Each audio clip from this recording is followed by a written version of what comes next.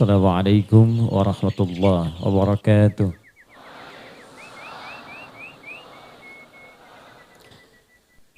Alhamdulillahi nuris samawati wal ard ba'dhiha wa 'asriha wa istiqbaliha.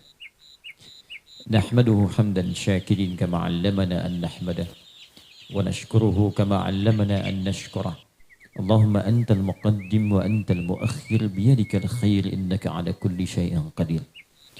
Nusalli wa nusallimu ala afdalil anbiya'i wal mursalin nabiyyina Muhammadin wa ala alihi wa sahbihi wa dhurriyyatihi wa ummatihi ila yaumiddin. Amma ba'd. Fa ya ibadallah, usi nafsi wa iyyakum bitaqwallahi faqad fazal muttaqun. Fala tamutunna illa wa antum muslimun. Qala ta'ala, ya ayyuhalladzina amanu ittaqullaha haqqa tuqatih wa la tamutunna illa wa antum muslimun.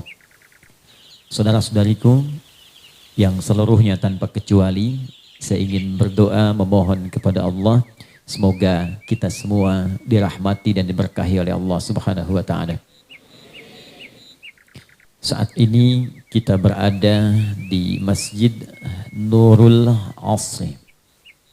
Nur itu pancaran kebaikan yang mampu menerangi dan mendekatkan diri kita kepada Allah Subhanahu wa taala.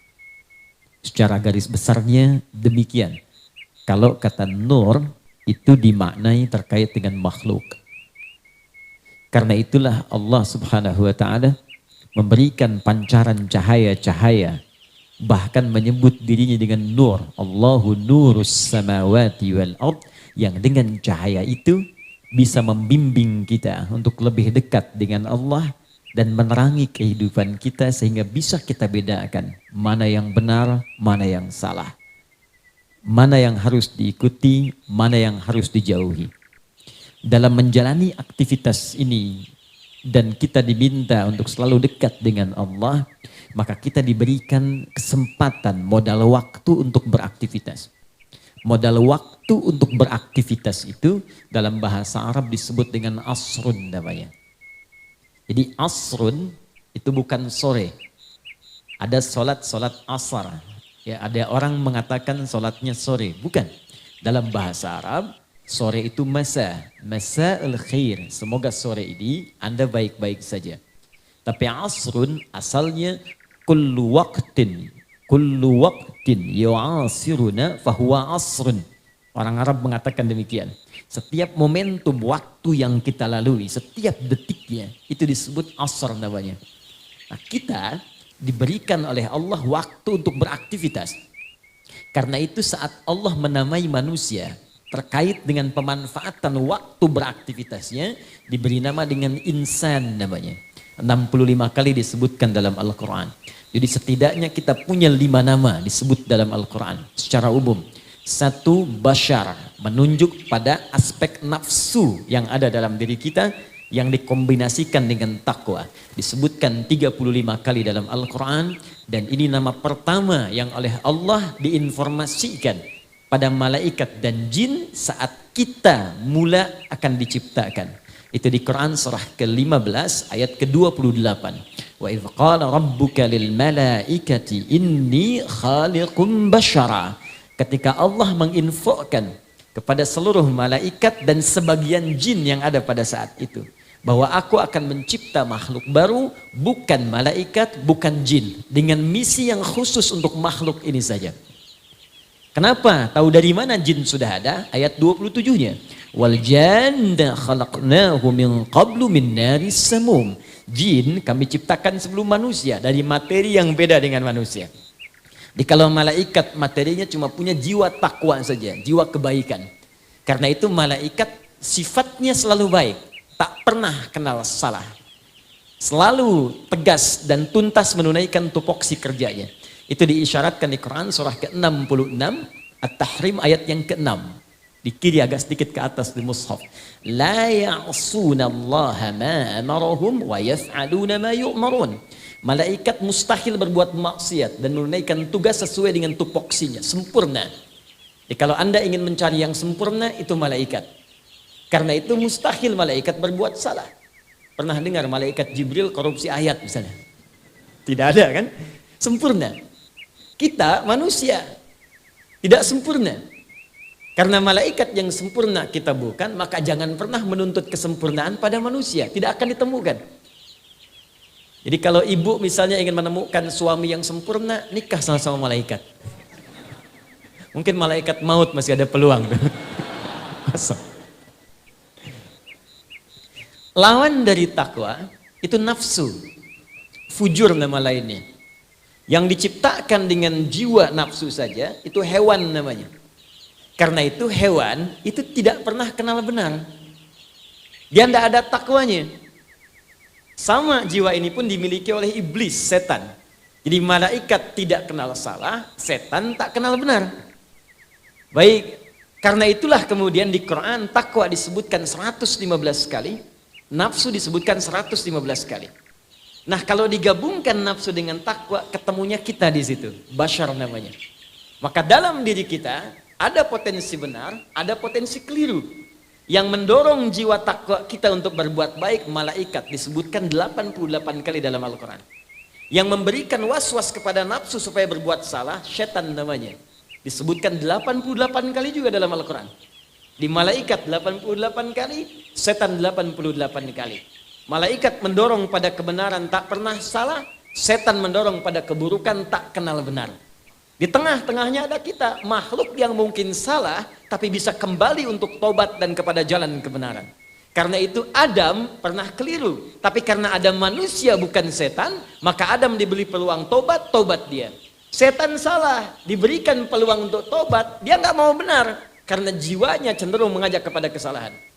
Karena itu kalau ada orang pernah berbuat salah, jangan vonis dia, tapi kita doakan supaya kembali kepada jalan-jalan kebaikan. Kalau dia tidak mau tobat, patut ditanya, ini manusia apa? Bukan saya yang bilang, ini yang paling kencang nih. Ini manusia atau sedang dipengaruhi oleh setan? Demikian kalau prinsip ini satu aja kita bawa dalam kehidupan, nikmat kehidupan kita. Di rumah tangga tidak ada yang saling menyalahkan, karena tahu suami bukan malaikat, istri bukan setan. Papa kenapa sih yang gini aja nggak bisa, kemarin juga begini. Ma, papa kan bukan malaikat. Mama juga bukan setan kan. Makin ribut tuh. Jadi satu. Dua, ada yang disebut dengan ins. Pasangannya jin. Setidaknya 18 kali pasangan ini disebutkan dalam Al-Quran. Ya ma'syarul jinni wal wa ma khalaqtul jinna wal ins. Ins, manusia disebut dengan ins setidaknya memiliki 3 arti. Lawan dari ini langsung kalimat jin. Pertama, ins itu tampak, jin tersembunyi. Saya berbagi ilmu dasar ya. Di bahasa Arab itu kalau ada kata dibuka dengan jim dengan nun, itu umumnya pasti tersembunyi. Jim dengan nun.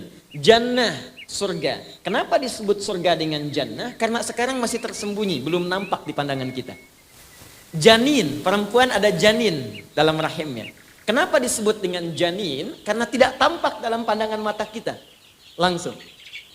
Jin kenapa disebut dengan jin? Karena tak nampak dalam pandangan kita. Hanya satu kata yang dibuka dengan jim dan nun dan tampak. Itu jun. Jin dan jun. Jin kenapa disebut jin? Karena tersembunyi. Fitrah jin itu saat diciptakan tak nampak. Ini saya kasih rahasia nih. Kalau ada jin melakukan penampakan, itu jin sedang kena masalah. Dia sedang keluar dari fitrah kehidupannya. Apalagi manusia yang cari-cari penampakan jin. Itu pasti sedang ada persoalan kurang sehat. Karena jin itu tersembunyi, jangan dipaksa nampak. Sebaliknya manusia disebut dengan ins karena tampak, terlihat. Lahir tampak, nangis kelihatan makhluknya. Tidak ada bayi dilahirkan, mana bayinya, mana nggak kelihatan. Pasti tampak. Karena itu fitrah manusia itu selalu ingin tampak. Pulang ke rumah tampak, berangkat ke masjid tampak, ke kantor tampak. Karena itu pengertian terbaliknya, kalau ada manusia senang sembunyi-sembunyi, itu sama dengan Anda yang bilang, bukan. Sama dengan sedang punya masalah. Ke rumah ada pintu depan lewat jendela. Ya, ke kampus sembunyi-sembunyi. Ke masjid sembunyi-sembunyi. Itu sedang ada persoalan dalam hidupnya. Sederhana memaknai kehidupan itu. Kedua, manusia itu halus, lembut. Jin kasar. Jadi yang makhluk halus itu antum. Bukan jin, kita, saya, Anda. Halus, lembut. Jin kasar. Karena itu tidak pernah ada jin menampakkan diri atau orang kemasukan jin yang lembut, itu nggak ada, Pak. Silahkan cek mana ada orang kemasukan jadi lembut. Ustadz mohon izin ikut pengajian ya, sedang kemasukan jin, mustahil. Kalau tidak mulutnya meracau, tindakannya pasti akan mengacau.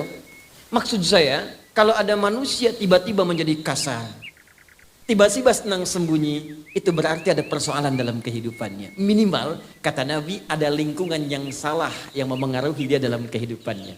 Kullu mauludin yuladu alal fitrah. Setiap yang terlahir itu ada fitrahnya.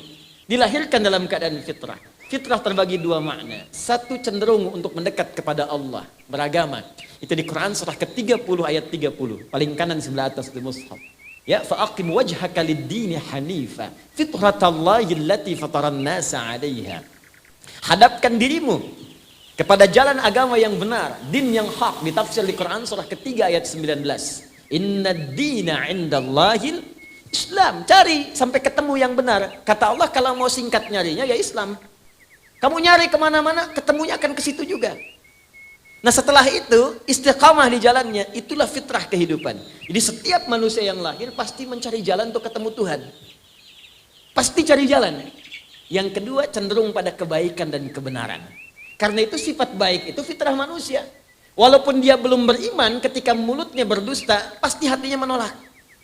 Cukup jadi manusia, pasti punya potensi baik. Silahkan Anda cek, apa yang baik orang Islam saja, non-muslim banyak yang baik. Yang jujur, ada. Yang tawadhu, tidak sombong, ada. Yang sabar, ada. Cuman yang kurang apa? Iman. Itu poinnya. Jadi banyak orang kemudian bisa mengatakan, saya cenderung pada kebaikan, memang fitrah. Fitrah adanya. Kalau nggak percaya begini ya. Contoh, tapi saya katakan dari awal, ini contoh, bukan untuk dipraktekkan. Contoh, iseng-iseng keluar masjid, pakai sendal orang. Contoh, awas. Bukan untuk dipraktekkan. Ya, kenapa kau pakai sendal orang? Kata Ustadz, tidak. Contoh aja, Anda ketika mau pakai sendal orang, hati Anda pasti akan menolak. Itu bukan punya kamu. Yang ini yang punya kamu. Itulah ins. 3, ada yang disebut dengan An-Nas. 241 kali disebutkan dalam Al-Quran. Menjadi nama surah dan surah paling favorit hampir seluruh bagi umat Islam. Surah 114, Qul a'udzu birabbin nas. An-nas menunjuk sifat sosialnya. Ingin mengesankan bahwa tidak ada manusia yang bisa hidup sendiri. Semua saling membutuhkan yang lainnya. Karena itu jangan egois dalam kehidupan. Orang egois itu susah hidupnya. Cek. 4, ada Bani Adam. Setidaknya 7 kali disebutkan dalam Al-Quran. Contoh Quran surah ke-7 ayat 31. Ya Bani Adam khudhu zinatakum 'inda kulli masjid. Hei anak cucu Adam, kalau ada panggilan dari masjid kenakan pakaian terbaik. Bani Adam untuk menunjuk susunan nasabnya. Jadi tidak ada manusia yang hidup di bumi kecuali semua tersambung nasabnya pada Nabi Adam alaihissalam. Anda kalau mau cari-cari, ketemunya ke Nabi Adam, bukan ke monyet. Awas hati-hati. Kalau ada yang mengatakan manusia berasal dari monyet, katakan pada orang itu, selamat Pak. Mungkin Bapak dari monyet, saya tidak ikut-ikutan gitu. Semua pasti Allah udah kasih bocoran, Allah yang menciptakan kita, Allah yang tahu. Shortcutnya kata Allah, semua dari Adam. Karena itu aku sebut kalian Bani Adam. 7 kali disebutkan dalam Al-Quran. Bahkan mukjizat Nabi Muhammad SAW. Saat mulai dilahirkan, itu langsung diberikan mukjizat dengan isyarat Bani Adamnya. Lahir, bayangkan. Kebayang tidak? Belum. Lahir bapak tidak ada. Tapi nasab paling jelas sampai ke Nabi Adam. Silahkan cek. Makanya banyak syair memuji nasab Nabi Muhammad saking jelasnya ke Nabi Adam seperti bulan. Qamarun. Qamarun. Bulan. Wajah bagus, ganteng, hebat, luar biasa. Nasab nyambung. Muhammad sallallahu alaihi wasallam bin Abdullah bin Abdul Muttalib bin Hashim bin Abdul Manaf bin Qusay bin Murrah bin Kilab bin Ka'ab bin Ghalib bin Figir bin Malik bin Nadar bin Kinana bin Khuzaimah bin Mudrika bin Ilyas bin Nizar bin Mudar bin Ma'ad bin Adnan bin Addi bin Adri bin Muqawwam bin Nahur bin Tarikh bin Ya'rub bin Yastub bin Nabit bin Ismail alaihi salam bin Ibrahim alaihi salam bin Azar au bin Nahur bin Abid bin Kinan bin Arfakhshad bin Sam bin Nuh alaihi salam bin Mihlail Matushalam bin Kinan bin Anwas bin Thith bin Adam alaihi salam. Coba ulangi. Bani Adam. Dari Jogja ini ada yang nasabnya langsung tersambung ke Nabi Muhammad sampai Nabi Adam. Dari Jogja ini, dari Kauman, namanya Syekh Muhammad Darwish. Belajar di Syekh Kiai Haji Soleh Darat, direkomendasikan ke Mekah, belajar pada Syekh Ahmad Khatib Al-Minangkabawi. Pulang-pulang berganti nama menjadi Ahmad Dahlan bin Kiai Haji Abu Bakar bin Kiai Ilyas bin Kiai Sulaiman bin Demang Jurang Juru Kapindo bin Demang Jurang Juru Sapisan bin Kiai Gerbek bin Maulana Ishaq bin ke atasnya Ahmad Jumadil Qabra Ali Zainal Al-Kabir Ali Zainal Abidin bin Al-Husain ke atasnya adiknya Al-Hasan. Orang egois itu susah hidupnya. Cek. 4. Ada Bani Adam, setidaknya 7 kali disebutkan dalam Al-Quran. Contoh Quran surah ke-7 ayat 31. Ya Bani Adam khudhu zinatakum 'inda kulli masjid. Hei anak cucu Adam, kalau ada panggilan dari masjid kenakan pakaian terbaik. Bani Adam untuk menunjuk susunan nasabnya. Jadi tidak ada manusia yang hidup di bumi kecuali semua tersambung nasabnya pada Nabi Adam alaihissalam. Anda kalau mau cari-cari, ketemunya ke Nabi Adam, bukan ke monyet. Awas hati-hati. Kalau ada yang mengatakan manusia berasal dari monyet, katakan pada orang itu, selamat Pak. Mungkin Bapak dari monyet, saya tidak ikut-ikutan gitu. Semua pasti Allah udah kasih bocoran, Allah yang menciptakan kita, Allah yang tahu. Shortcutnya kata Allah, semua dari Adam. Karena itu aku sebut kalian Bani Adam. 7 kali disebutkan dalam Al-Quran. Bahkan mukjizat Nabi Muhammad SAW. Saat mulai dilahirkan, itu langsung diberikan mukjizat dengan isyarat Bani Adamnya. Lahir, bayangkan. Kebayang tidak? Belum.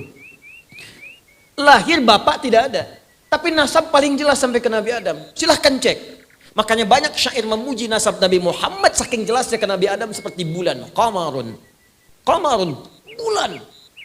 Wajah bagus, ganteng, hebat, luar biasa. Nasab nyambung. Muhammad sallallahu alaihi wasallam bin Abdullah bin Abdul Muttalib bin Hashim bin Abdul Manaf bin Qusay bin Murrah bin Kilab bin Ka'ab bin Ghalib bin Figir bin Malik bin Nadar bin Kinana bin Khuzaimah bin Mudrika bin Ilyas bin Nizar bin Mudar bin Ma'ad bin Adnan bin Addi bin Adri bin Muqawwam bin Nahur bin Tarikh bin Ya'rub bin Yastub bin Nabit bin Ismail alaihi salam bin Ibrahim alaihi salam bin Azar au bin Nahur bin Abid bin Kinan bin Arfakhshad bin Sam bin Nuh alaihi salam bin Mihlail Matushalam bin Kinan bin Anwas bin Thith bin Adam alaihi salam. Coba ulangi. Bani Adam. Dari Jogja ini ada yang nasabnya langsung tersambung ke Nabi Muhammad sampai Nabi Adam. Dari Jogja ini, dari Kauman, namanya Syekh Muhammad Darwish. Belajar di Syekh Kiai Haji Soleh Darat, direkomendasikan ke Mekah, belajar pada Syekh Ahmad Khatib Al-Minangkabawi. Pulang-pulang berganti nama menjadi Ahmad Dahlan bin Kiai Haji Abu Bakar bin Kiai Ilyas bin Kiai Sulaiman bin Demang Jurang Juru Kapindo bin Demang Jurang Juru Sapisan bin Kiai Gerbek bin Maulana Ishaq bin ke atasnya Ahmad Jumadil Qabra Ali Zainal Al-Kabir Ali Zainal Abidin bin Al-Husain ke atasnya adiknya Al-Hasan, anak keduanya dari Ali bin Abi Thalib karramallahu wajhah, zauju Fatimah Zahra bintu Muhammadin sallallahu alaihi wasallam. Al-Habib Syekh Ahmad Dahlan, pendiri Jam'iyah Muhammadiyah, 18 November 1912. Itulah Bani Adam. Baik, yang kelima disebut insan. 65 kali disebutkan dalam Al-Quran. Bahkan ada surah ke-76 di surah dengan namanya Al-Insan. Tidak disebutkan dengan nama insan kecuali menunjuk pada manusia dengan semua totalitas aktivitasnya, dari bangun tidur sampai tidur lagi. Apa kaitan dengan kata asar tadi? Ini yang ingin saya tunjukkan. Begitu dahsyatnya diksi Al-Quran, pilihan kata Al-Quran. Kalau ini bukan firman Allah, mustahil bisa begini, mustahil. Saya mengajar di Arab juga, bahasa Arab. Dan banyak orang Arab tidak tahu bahasa Arab fasih kekinian. Dan semua orang Arab mengerti ini bukan kalimat biasa. Kalau bukan firman Allah mustahil. Pilihan katanya sempurna. Di ketika Allah menyebutkan kalimat asar, tidak pernah disandingkan dengan kata ins, tidak dengan bashar, bukan dengan annas, dan tidak pula dengan bani Adam. Tapi yang dipilih kalimat insan. Wal asr, surah 103. Innal insana lafi khusr. Kata Allah, demi waktu, masa yang aku berikan modalnya untuk manusia untuk beraktivitas. Ini aku kasih nih, sehari 24 jam. Aku kasih sepekan ada 7 hari. Aku berikan sebulan 29 sampai 30 hari. Silahkan gunakan. Silahkan beraktivitas. Masehinya ada 31 hari. Silahkan gunakan. Nah, ketika menunjuk manusia beraktivitas, digunakanlah kalimat insan oleh Allah. Cuma diberi bimbingan. Begini cara beraktivitasnya, seperti ini cara melakukannya. Aku berikan cahaya untuk bimbingan itu, dan gunakan waktu sebaik-baiknya untuk menggunakan aktivitasmu sesuai dengan ridhaku. Kalau Anda gabungkan mengikuti cahaya Allah untuk memanfaatkan waktu sesuai dengan apa yang Allah ridhai, maka kalimat itulah berubah menjadi nama Nurul Asri. Dan selesai mukaddimah kita sampai di sini. Ini mukaddimah, kita belum mulai. Jadi saya selalu ingin menyampaikan ke masjid manapun, belajar dari filosofi nama masjidnya, supaya kita bisa meningkatkan ketakwaan dari nama itu. Ke Masjid Al-Ikhlas, belajar lebih ikhlas. Ke Al-Muttaqin, belajar lebih takwa. Ke Al-Hikmah, belajar cari hikmah. Ke Nurul Asri, cari cahaya. Jadi kalau keluar dari masjid ini Anda masih jauh dari Allah, berarti ada yang nggak benar ibadah Anda di sini. Pulang dari sini, aktivitas kita lebih terarah. Waktunya lebih efektif. Pelajari kenapa dinamakan fajar, kenapa dinamakan subuh, kenapa dinamakan zuhur, kenapa asar, kenapa maghrib, kenapa isya. Ada maknanya semua. Jadikan kurikulum kehidupan. Ambil cahaya-cahaya Allah. Apa yang kita kerjakan di subuh sampai dengan ke zuhur, apa yang dilakukan di zuhur sampai ke asar, apa yang kita kerjakan asar sampai maghrib, apa yang direnungi dari maghrib ke isya, sampai mungkin ketika isya tiba kita terlelap, belum tentu kita terbangun kembali esok harinya. Kalau ini kita lakukan dengan benar, demi Allah saya katakan semua akan nikmat dijalani. Tapi ada satu pedoman yang harus kita jadikan acuan untuk mendapatkan Nurul Asri. Pedoman inilah yang Allah berikan sejak Nabi Adam diturunkan ke muka bumi. Apa pedomannya? Seperti apa gambarannya? Bagaimana kita mengambil manfaat darinya dan mempraktekannya? Inilah inti pembahasan kita di pagi hari ini untuk kita uraikan. Mari kita mulai supaya kita bisa manfaatkan waktu dengan baik insyaallah. Bismillahirrahmanirrahim. Sebelumnya sampai jam berapa nanti kita mulai? Baik. Sampai Isya siap? Ya, silahkan sampai Isya. Saya jam 11 pergi lagi. Baik, yuk kita mulai. Tema kita kemuliaan Al-Quran dalam Al-Quran dan Sunnah Rasulullah Sallallahu Alaihi Wasallam. Diambil secara singkat kemuliaan hidup bersama Al-Quran. Saya akan mulai dari Al-Quran surah kedua Al-Baqarah ayat 38. Mohon izin nanti kita tidak akan jauh dari Al-Quran, hadis dan qaul ulama untuk menafsirkannya. Quran surah kedua Al-Baqarah ayat 38. Saat Nabi Adam alaihissalam, manusia pertama, diturunkan oleh Allah ke muka bumi untuk memulai misinya. Jadi Nabi Adam itu dan semua manusia tugasnya di bumi, bukan di langit. Ingat. Karena itu ketika diciptakan, diberikan misi sebagai khalifah, kalimat buminya muncul. Al-Baqarah ayat 30. Wa idh qala rabbuka lil malaikati inni ja'ilun fil ardi, bukan fis sama. Ya, fil ardi, di bumi. Karena itu sebelum turun ke bumi, itu oleh Allah di training dulu. Diberikan pembekalan, bekal pengetahuan ayat 31-nya. Wa 'allama Adam al-asma'a kullaha.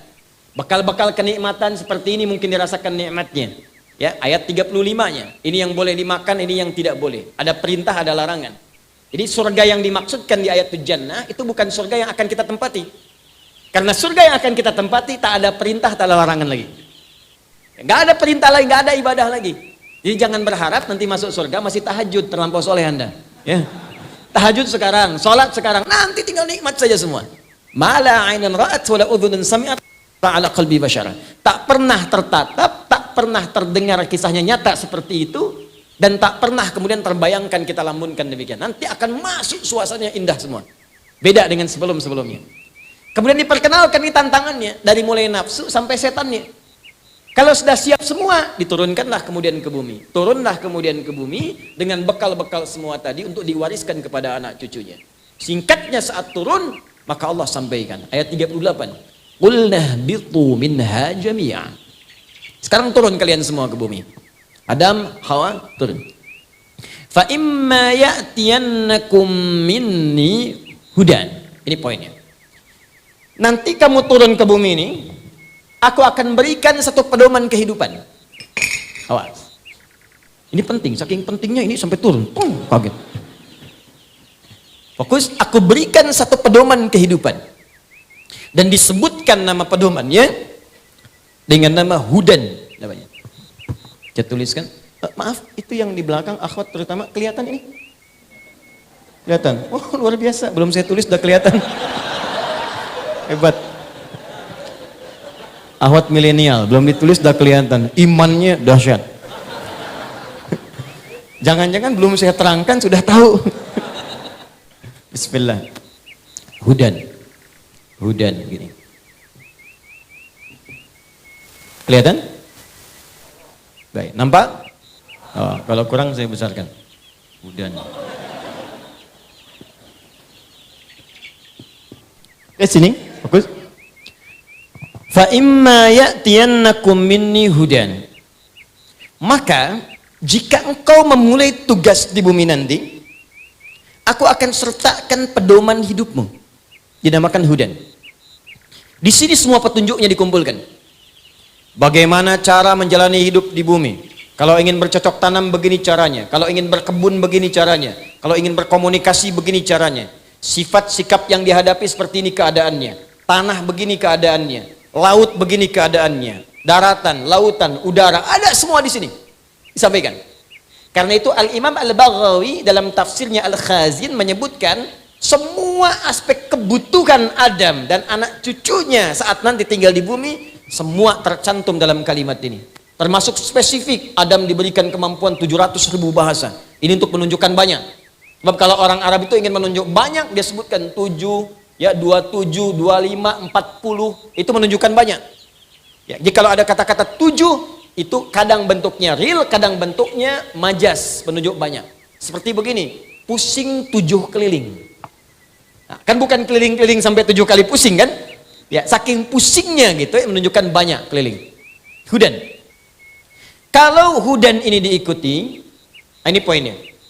Fala khaufun 'alaihim wala hum yahzanun. Faman tabi'a hudaya. Kalau petunjuk yang aku berikan ini, pedoman hidup yang aku turunkan ini, kalian ikuti. Fala khaufun, aku jamin. Satu. La khauf, pakai fa. Itu kalau di ilmu nahwu, fa harfu 'atfin rabitin baina syai'aini bila hududin. Paham? Tidak. Fa harfu 'atfin rabitin baina syai'aini, huruf konjungsi kata sambung yang mengikat dua hal tanpa jeda bila hudud. Jadi kalau ada fa, ada dua perbuatan, satu dan keduanya itu disambungkan dengan cepat tanpa jeda. Contoh prakteknya, Nabi Zakaria pernah sholat. Saat sholat berdoa kepada Allah supaya minta diberikan keturunan. Jadi begitu beliau sholat, minta kepada Allah, sholatnya di mihrab, itu diabadikan di Quran surah ketiga Ali Imran ayat 38. Hunalika da'a Zakaria rabbah, qala rabbi habli min ladunka dzurriyyatan thayyibah innaka sami'ud du'a. Di mihrab itulah Zakaria alaihissalam sholat berdoa kepada Allah dalam sholatnya. Minta keturunan, ya Allah engkau pemberi tanpa batas. Orang mengatakan aku punya keterbatasan, mustahil istriku punya keturunan karena dia divonis secara medis, monopos dan mandul. Aku minta kepadamu yang tak punya batas, engkau pasti mendengar doaku. Kalau pada yang maha mendengar saya tidak dikabulkan, kepada siapa lagi aku mesti minta? Begitu selesai doanya, belum selesai sholatnya. Sholatnya belum tuntas, masih berdiri. Berdiri dalam bahasa Arab disebut qaim, qaimun. Sedang sholat belum selesai disebut yusalli. Itu masih qaimun yusalli di mihrab, fil mihrab. Tiba-tiba baru selesai doanya, seketika turun malaikat. Dari mana taunya turun malaikat seketika? Pakai fa, ayat 39-nya. Fanadathul malaikatu wa huwa qaimun yusalli fil mihrab. Annallaha yubashshiruka bi Yahya. Jadi kalau bahasa kita begini, baru selesai doa, seketika malaikat turun. Padahal salat belum tuntas. Menyampaikan pesan, Allah menjawab doamu, dikabulkan, langsung istrimu akan mengandung saat ini juga, dan anaknya nanti lahir diberi nama langsung oleh Allah Yahya, artinya hidup. Yang mustahil menurut manusia, lahir dari rahim seorang yang divonis monopus dan mandul bayi yang hidup, kata Allah nggak ada yang mustahil bagiku. Jadi dan terjadilah dia. Itulah fa. Jelas? Nah sekarang Allah mengatakan, kalau nanti kamu hidup di muka bumi, aku kasih pedoman. Kalau engkau praktekkan pedoman ini, maka menggunakan fa, seketika tanpa jeda. La khaufun. Aku hilangkan semua kegelisahan dalam hidupmu. La khauf, tidak gelisah, tidak takut. Lawan dari tidak takut, takut. Persamaan dari tidak takut artinya tenang. La khauf, aku jadikan tenang hidupmu. Kamu aktivitas apapun, kalau kamu pakai pedomanku ini, kamu akan tenang. Mau berumah tangga, baca dulu pedomanku, kata Allah. Praktekkan. Begitu dibaca, dipraktekkan, rumah tangga tenang, enak. Masalah besar selesai dengan senyuman. Kadang-kadang sholat di atas sajadah tuntas. Tapi kalau enggak engkau gunakan pedomanku, nanti kita akan lihat, kesulitan mungkin akan datang. Masalah kecil diperdebatkan, sampai semakin membesar. Kadang-kadang mau ke pengajian aja masih debat. Istri datang, nanya, suami, papa kita pengajian. Siap mah, mau pakai baju apa ya? Yang biru apa yang hijau, Pak? Nih. Biru bagus mah, kayaknya hijau deh. Nanya tapi udah punya jawaban. Masih mending kalau dipakai keluar kuning. Kata Allah, kalau dipakai petunjukku, senyum selesai. Tapi kalau nggak dipakai, nggak akan tuntas. Ujung-ujungnya rame, ujung-ujungnya ribut, ujung-ujungnya kriminalitas kemudian terjadi dalam kehidupan. Satu, engkau gunakan petunjukku, tenang hidupmu. Dua, wala hum yahzanun, wala humnya taukid, yahzanun. Begini cara menerjemahkannya, wawunya ataf ke sini, mengikuti hukum ke sini, dan aku jamin pula dengan cepat, hum, aku pastikan mereka itu, karena taukid, yahzanun, tidak akan pernah merasa sedih. Tidak sedih. Tidak sedih artinya senang. Jadi Masya Allah, sejak Adam diturunkan ke bumi untuk bertugas menjalani misi di bumi, hidup di bumi, itu kata Allah, nikmati hidupmu dengan senang. Nikmati hidupmu dengan tenang. Silahkan kemanapun kamu tenang. Di sini tenang, di sana senang, di mana-mana hatiku tenang. Seharusnya begitu. Bukan cuma jadi lirik. Memang hidup kita itu mesti begitu. Di rumah tangga senang, bekerja tenang, di kehidupan sosial tenang. Jadi semua garis yang Allah tetapkan dalam kita beraktivitas, ini konsepnya ke sini, Pak. Ya Allah tuh nggak ingin kita susah. Jadi kalau ada orang yang hidupnya susah, bukan Allahnya yang salah, manusianya yang tidak baca pedomannya. Buka akhir ayat 185 di Quran surah kedua Al-Baqarah. Yuridullahu bikumul yusra wala yuridu bikumul usra. Allah tuh menginginkan hidup kalian semua itu mudah, bukan susah, kata Allah. Jadi kalau ada orang hidupnya susah, bukan Allahnya yang salah. Mungkin makhluknya yang tidak baca pedomannya. Anda maaf ya, kalau mau ke sini Nurul Asri nggak tahu petanya, kan susah datangnya ke sini. Sudah berniat-niat datang dari awal, tapi petanya nggak dibaca, pedoman nggak dilihat, bagaimana bisa sampainya, Cepi? Susah. Makanya kata Allah, aku turunkan pedoman ini setiap masa berganti, maka akan diupdate sesuai dengan kondisi masanya. Tapi namanya tetap dengan kalimat yang sama, hudan.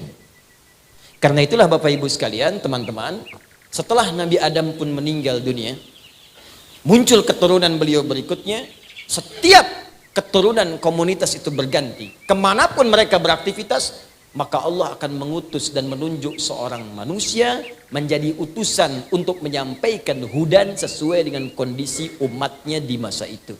Utusan inilah yang disebut dengan rasul. Jadi ada rasul, ada nabi, itu berbeda.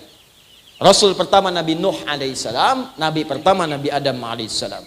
Nabi ditugaskan hanya untuk pribadinya saja, sedangkan Rasul ditugaskan untuk berdakwah kepada umat menyampaikan pesan hudan ini.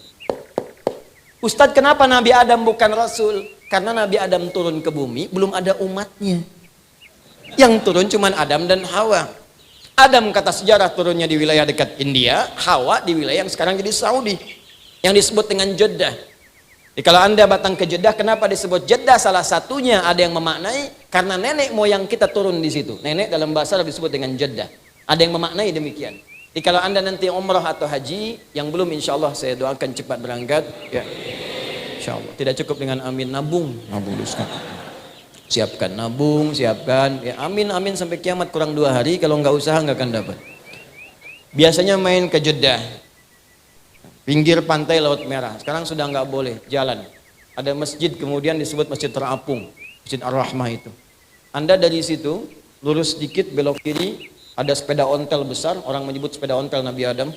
Ya, lurus, kemudian sebelah kanannya di perempatan, jadi sebelah lurus kiri ke kanan. Nah perempatan yang lurus dengan kanan itu ada, kebayang nggak? Ya gitulah pokoknya ya. Nah itu ada sekat begini pakai batu bata warna krem, tulisannya Makbarah Sayyidah Hawa, kuburannya Sayyidah Hawa. Ada di situ. Tapi para sejarawan mengatakan itu bukan kuburannya Sayyidah Hawa, tempat turun pertama kalinya. Jadi Adam turunnya di kisaran India, Hawa turun di Jeddah. Mencari, cari, keduanya saling mencari sampai berkumpullah kemudian di sebuah padang yang tinggi. Kelihatan dari jauh. Kayaknya saya kenal ya. Kayaknya saya tahu itu gerak-gerik. Emang pasti kenal karena kan di bumi cuma 2 orang itu. Gak ada yang lain.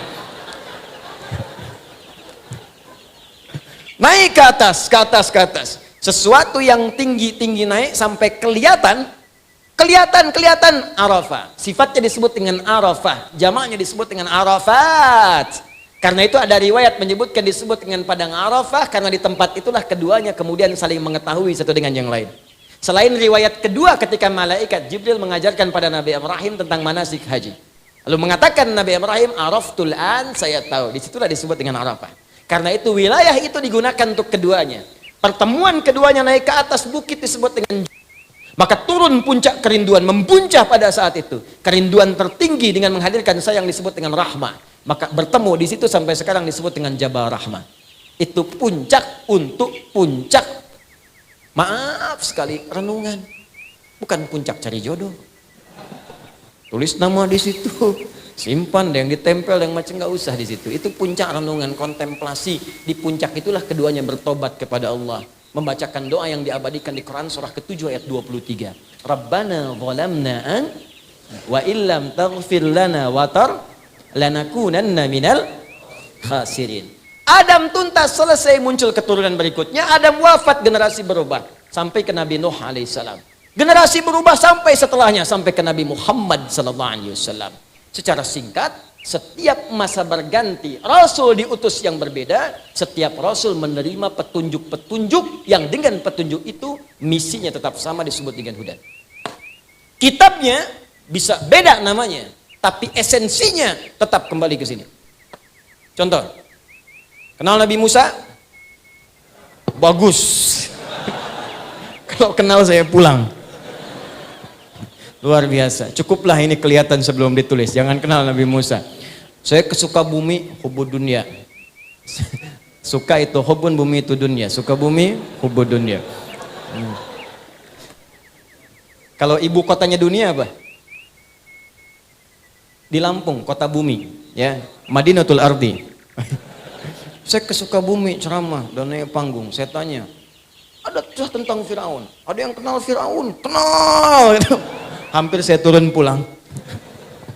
Nabi Musa diturunkan oleh Allah kitab kepada beliau. Apa nama kitabnya? Taurat. Nabi Isa apa nama kitabnya? Nabi Daud nama kitabnya? Zabur. Sekarang kita ambil satu contoh Taurat dalam Al-Quran. Taurat ditemukan di Quran surah ketiga Ali Imran ayat 3. Nazzala 'alaikal kitaba bil haqqi musaddiqan lima bayna yadayhi wa anzalat Taurat wal Injil. Baik. Ketika Allah memberikan kepada Nabi Musa Taurat, bimbingan kehidupan, maka Allah tidak melepaskan esensi hudan ini yang melekat pada nama Taurat itu. Dari mana taunya Ustaz? Buka Quran surah ke-17 ayat kedua. Wa ataina Musal kitab. Ketika tiba zamannya Musa, kami berikan pada Musa pedoman, kitab, yang jadi acuan kehidupan bagi umatnya saat itu. Kemudian apa yang terjadi? Nama kitabnya Taurat, tadi sudah kita baca. Teruskan ayatnya. Wa ataina Musal kitaba wa ja'alnahu hudan li bani Israil. Taurat itu kata Allah, hudan, petunjuk hidup, pedoman hidup. Untuk siapa? Karena tugas setiap nabi sebelum Nabi Muhammad, tugasnya itu hanya regional saja. Bukan tugas universal. Maka Nabi Musa diutus untuk Bani Israel, pedoman untuk Bani Israel. Sebentar. Saya ingin petakan dulu supaya pemahaman kita menguat di sini. Sebelum Nabi Muhammad, itu semua nabi dan rasul tugasnya lokal saja. Lokal. Misalnya ini daerah Deres. Saya dengar Deres ya. Ya, Darsan, Dirsan, dari bahasa Arab tuh. Daro saya dari su Darsan, ya. Darsan itu pelajaran. Mungkin di sini banyak pengajian, kajian, gitu kan? Atau mungkin wallahu alam dulu banyak digunakan untuk orang tinggal yang mengajar, maka disebut dengan darsan. Kalau terambil dari bahasa Arab. Kembali teman-teman sekalian. Jadi ada nabi yang tugasnya di darsan saja. Ada nabi yang tugasnya di kauman saja. Ini contoh ya. Jadi ada nabi-nabi sebelum Nabi Muhammad semua tugasnya lokal. Bahkan yang paling menarik, ada 2 desa berseberangan, nabinya bisa beda. Ini nyata. Ya, buka Qurannya. Kita ambil Qurannya dulu. Lihat Quran surah 51 Adz-Dzariyat. Ayat 24 sampai 30. Nabi Ibrahim dengan Nabi Lut hidup satu masa. Itu keponakan Nabi Ibrahim, Nabi Lut itu. Cuman dinasnya, Nabi Ibrahim misinya di tempat A, Nabi Lut di desa B. Desanya bergandengan. Jadi kalau kita ada 2 desa berhimpitan, nabinya beda. Satu Nabi Lut, satu Nabi Ibrahim. Begitu Nabi Lut berdakwah pada umat, sering diejek, bahkan diancam, bahkan ditantang. Katanya mau diazab. Mana azabnya Lut? Ditunggu kemarin katanya datang azab. Belum datang juga, diolok-olok. Maka dikabulkan oleh Allah untuk dihukum umat Nabi Lut itu. Diturunkanlah para malaikat untuk menghukum umat Nabi Lut. Sebelum datang ke desa Nabi Lut, mampir ke tempat Nabi Ibrahim. Mampirnya kapan? Dini hari sebelum subuh. Baca ayat 24-nya, paling kanan agak ke bawah. Hal ataka hadithu dhaifi Ibrahim al-mukramin? Kita ditantang oleh Allah tuh. Kamu pernah nggak baca, dengar kisah tentang Nabi Ibrahim yang kedatangan tamu malam-malam hari, dini hari, tapi masih dimuliakan oleh beliau. Izdakhalu alaihi faqalu salama. Ketika masuk itu dia mengucapkan salam mereka. Assalamualaikum, assalamualaikum. Masya Allah. Anda tengah malam jam 2:30. Ada yang datang ke rumah. Banyak suaranya, 3, 4, 5 orang. Assalamualaikum, assalamualaikum. Dijawab nggak? Hah? Tengok dulu misalnya, begitu dia tengok di jendela dibuka, kemudian gordenya terlihat, Masya Allah, jubah putih, rambut panjang. Assalamualaikum, assalamualaikum. Dijawab nggak? Tidak. Jawab dulu aja. Karena menjawab salam hukumnya wajib. Quran surah 4 ayat 86, paling kanan sebelah bawah. Wa idza hayyitum bi tahiyyatin fahayyu bi ahsana minha aw rudduha. Jika Anda diberikan penghormatan lewat salam, jawab dengan lebih baik atau semisalnya. Jawab aja dulu. Assalamualaikum. Waalaikumsalam. Assalamualaikum. Waalaikumsalam warahmatullah. Assalamualaikum. Waalaikumsalam warahmatullahi wabarakatuh. Buka dong. Tidak. Jawab aja dulu. Tapi ini beda. Qala salam. Waalaikumsalam warahmatullahi wabarakatuh. Itu singkatan ya. Salam itu singkatan. Di salam itu singkatan dari assalamualaikum warahmatullahi wabarakatuh. Jadi kalau Anda kirim SMS terlalu panjang, spasinya nggak cukup, cukup Anda katakan salam, tapi dibacanya assalamualaikum. Itu bahasa Quran, bukan bahasa saya. Itu banyak singkatan kok. Bismillahirrahmanirrahim disingkat basmalah. Alhamdulillahirabbil alamin disingkat Allahu akbar disingkat takbir. Allahu akbar. Maaf sudah jam 10, ini mungkin saya ada percepatan ini ya. Saya mohon izin barangkali kita harus percepat, ada sesuatu yang penting yang harus dikerjakan. Jadi kita segera saja tutup dengan hamdalah. Hamdalah. Tidak. Contoh ini contoh, bukan asli. Contoh. Maka kita tutup dengan kalimat alhamdulillahirabbil. Kita masih sampai isya, tenang aja. Contoh. Salam juga begitu. Assalamualaikum warahmatullahi wabarakatuh. Bisa disingkat dengan salam. Begitu kemudian dibuka qaumum munkarun. Ah, ini bukan orang kompleks ini. Bukan orang kampung sini. Kalau bukan orang dekat sini berarti capek perjalanan. Kalau perjalanan lelah jangan banyak ditanya, silahkan masuk. Faragha ila ahlihi faja'a bi'idlin samin. Tanya kepada istrinya Sayyidah Sarah, "Mama, ini ada tamu malam-malam. Apa menu terbaik yang kita miliki untuk menjamunya?" Kata istrinya, "Enggak ada, Pak." Lihat ke belakang, ada anak sapi lembu. Masih sempat sembeli, dibikin gulai malam-malam, gulai sapi. Langsung dihidangkan, faqarrabahu ilaihim. Langsung dihidangkan kepada tamu-tamu itu. Allahu Akbar. Tamu 2:30 masih nyari gulai. Untuk dihidangkan, ini kan luar biasa. Yang kita saja, Nabi Ibrahim itu Khalilullah, sangat dekat dengan Allah. Dijaga dari maksiat, ahli surga, Nabi, Rasul. Kedatangan tamu yang 2:30 malam dijamu bikin gulai. Ada orang Nabi bukan, Rasul bukan, sahabat bukan, tabiin bukan. Surga belum jelas, amalan berantakan, hisab masih menegangkan.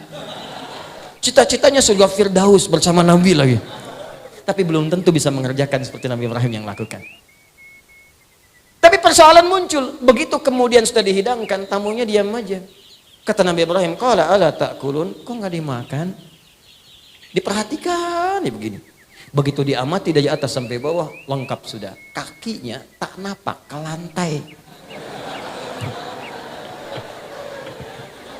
Ada.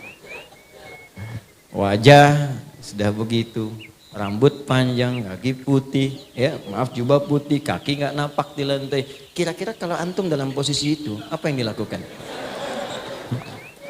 Udah nggak bisa ketawa tuh. Ya. Pingsan mungkin iya. Takut, rasa takut yang tidak punya kemungkinan untuk mengelak disebut aujas namanya. Fa'aujasa minhum khifah. Maka takut luar biasa, cuman nggak punya kesempatan mengelak, udah ada di situ. Tiba-tiba apa yang dikatakan tamu-tamu itu? Qalu la takhaf. Kamu jangan takut. Kami malaikat yang sedang menyamar.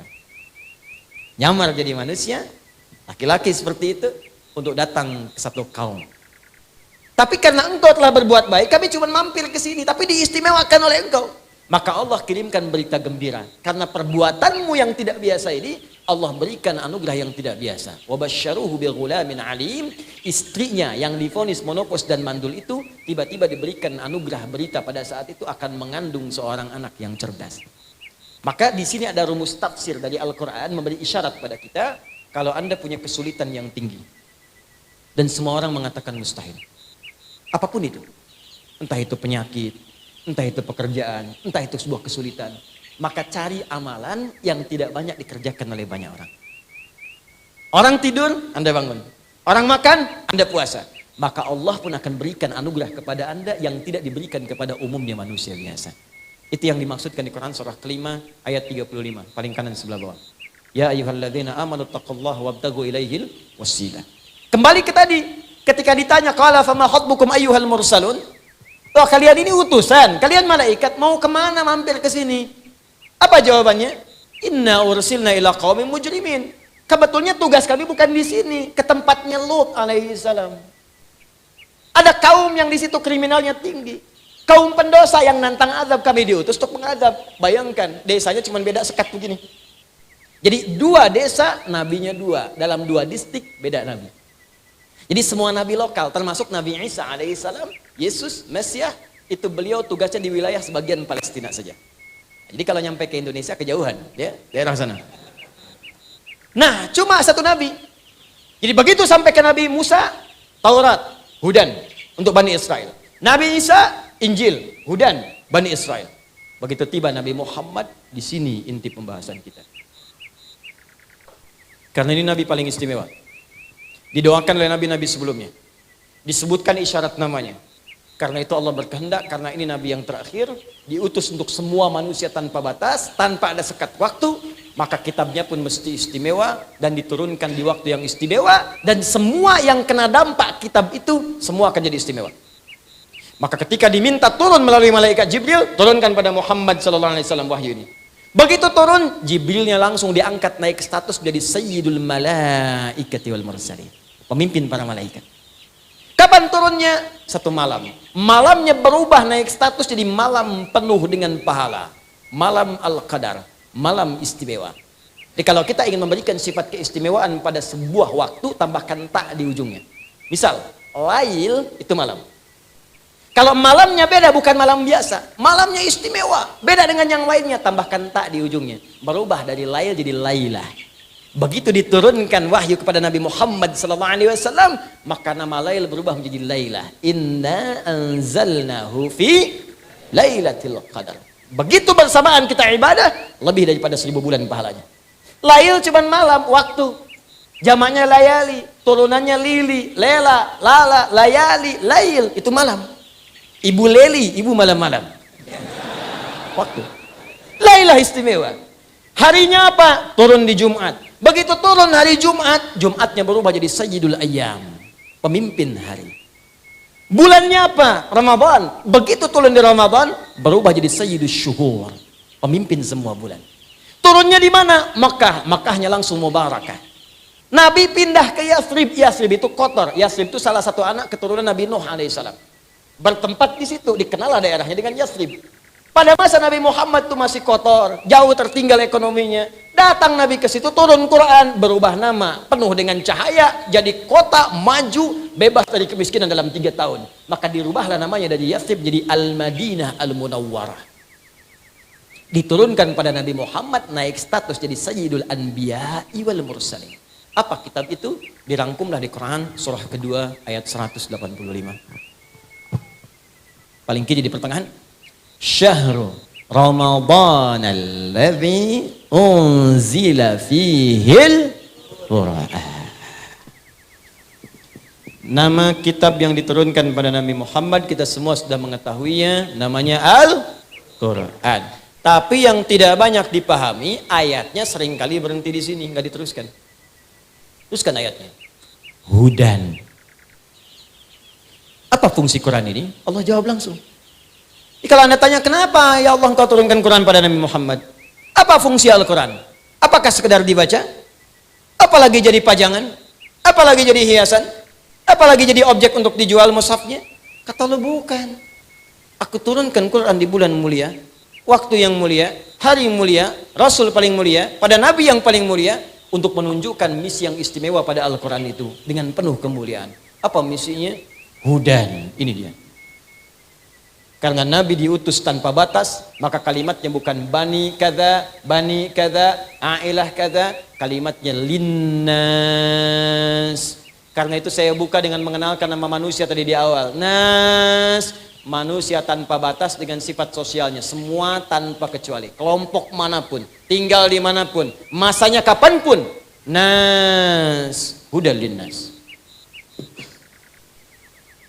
Karena kalimatnya nas, gak ada batas. Maka Al-Quran itu selalu akan update di setiap keadaan. Di zaman Nabi sampai sekarang dijamin oleh Allah. Maaf, jangankan isinya, semua kalimatnya pun dijamin dijaga oleh Allah, tidak akan pernah berubah. Sampai kita kembali kepada Allah pun. Jadi ini mohon maaf ya. Coba kita sejenak diam dulu. Terus kita renungkan dengan akal sehat kita. Kalau Al-Quran ini itu karya manusia, pasti ada sifat-sifat kemanusiaan di dalamnya. Sifat-sifat makhluk. Makhluk itu kan selalu mengalami perubahan. Penyesuaian, bahkan bisa perubahan. Makanya semua karya makhluk itu rentan pada perubahan. Tulisan kita yang Latin, ejaan kita, selalu ada EYD, ejaan yang disempurnakan. Dulu ulama ditulisnya begini. Ulama. Sekarang baru jadi begini. Johnny DJ John Johnny pakai J sekarang. Quran gak ada yang berubah. Silahkan Anda cek. Setiap kalimatnya, setiap hurufnya sampai sekarang gitu-gitu aja. Apakah alif lam mim bertransformasi menjadi alam? Tidak. Alam nasroh tetap alam, alif lam mim tetap alif lam mim. Nggak berkurang hurufnya, nggak berkurang harakatnya. Bahkan semua sempurna, titiknya sempurna. Kalau bukan firman Allah, siapa yang bisa berbuat begitu? Al-Quran.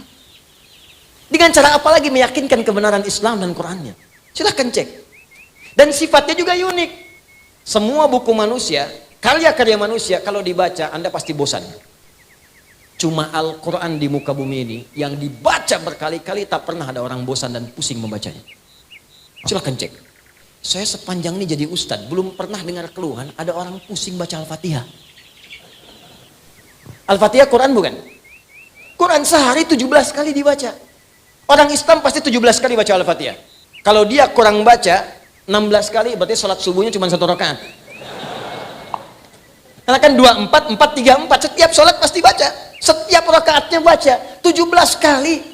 Silahkan cek. Novel paling bagus, cari di Jogja. Bacaan paling hebat, paling bagus digemari. Baca 17 kali sehari. Demi Allah saya katakan, gak akan sanggup. Sehari dibaca, sudah. 2 kali mungkin, 3 kali. Saya udah khotam nih. 4 kali, bosan. Quran gak ada orang bosan. Tapi uniknya, kalau dibaca, cepat ngantuk. Itu cuma Quran. Nanti kalau kita belajar fikih ibadah, ada banyak yang unik. Quran, cuman Quran. Anda baca Al-Quran, ya, itu 1 jam masih begini, online. Wah, ada berita, ada Sunda Empire, ada ini, ada macam.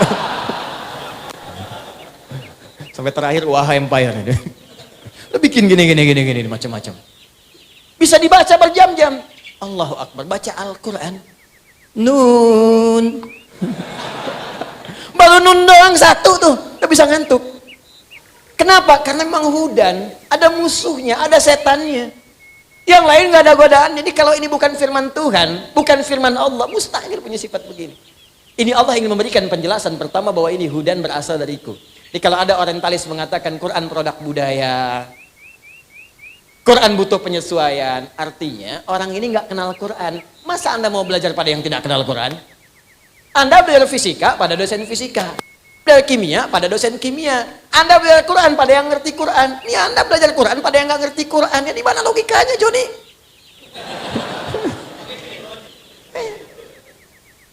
Jadi kita tuh mesti ngerti juga, tempatkan logika kita sesuai dengan tempatnya. Ini belajar Islam pada yang tidak sholat kan nggak nyambung.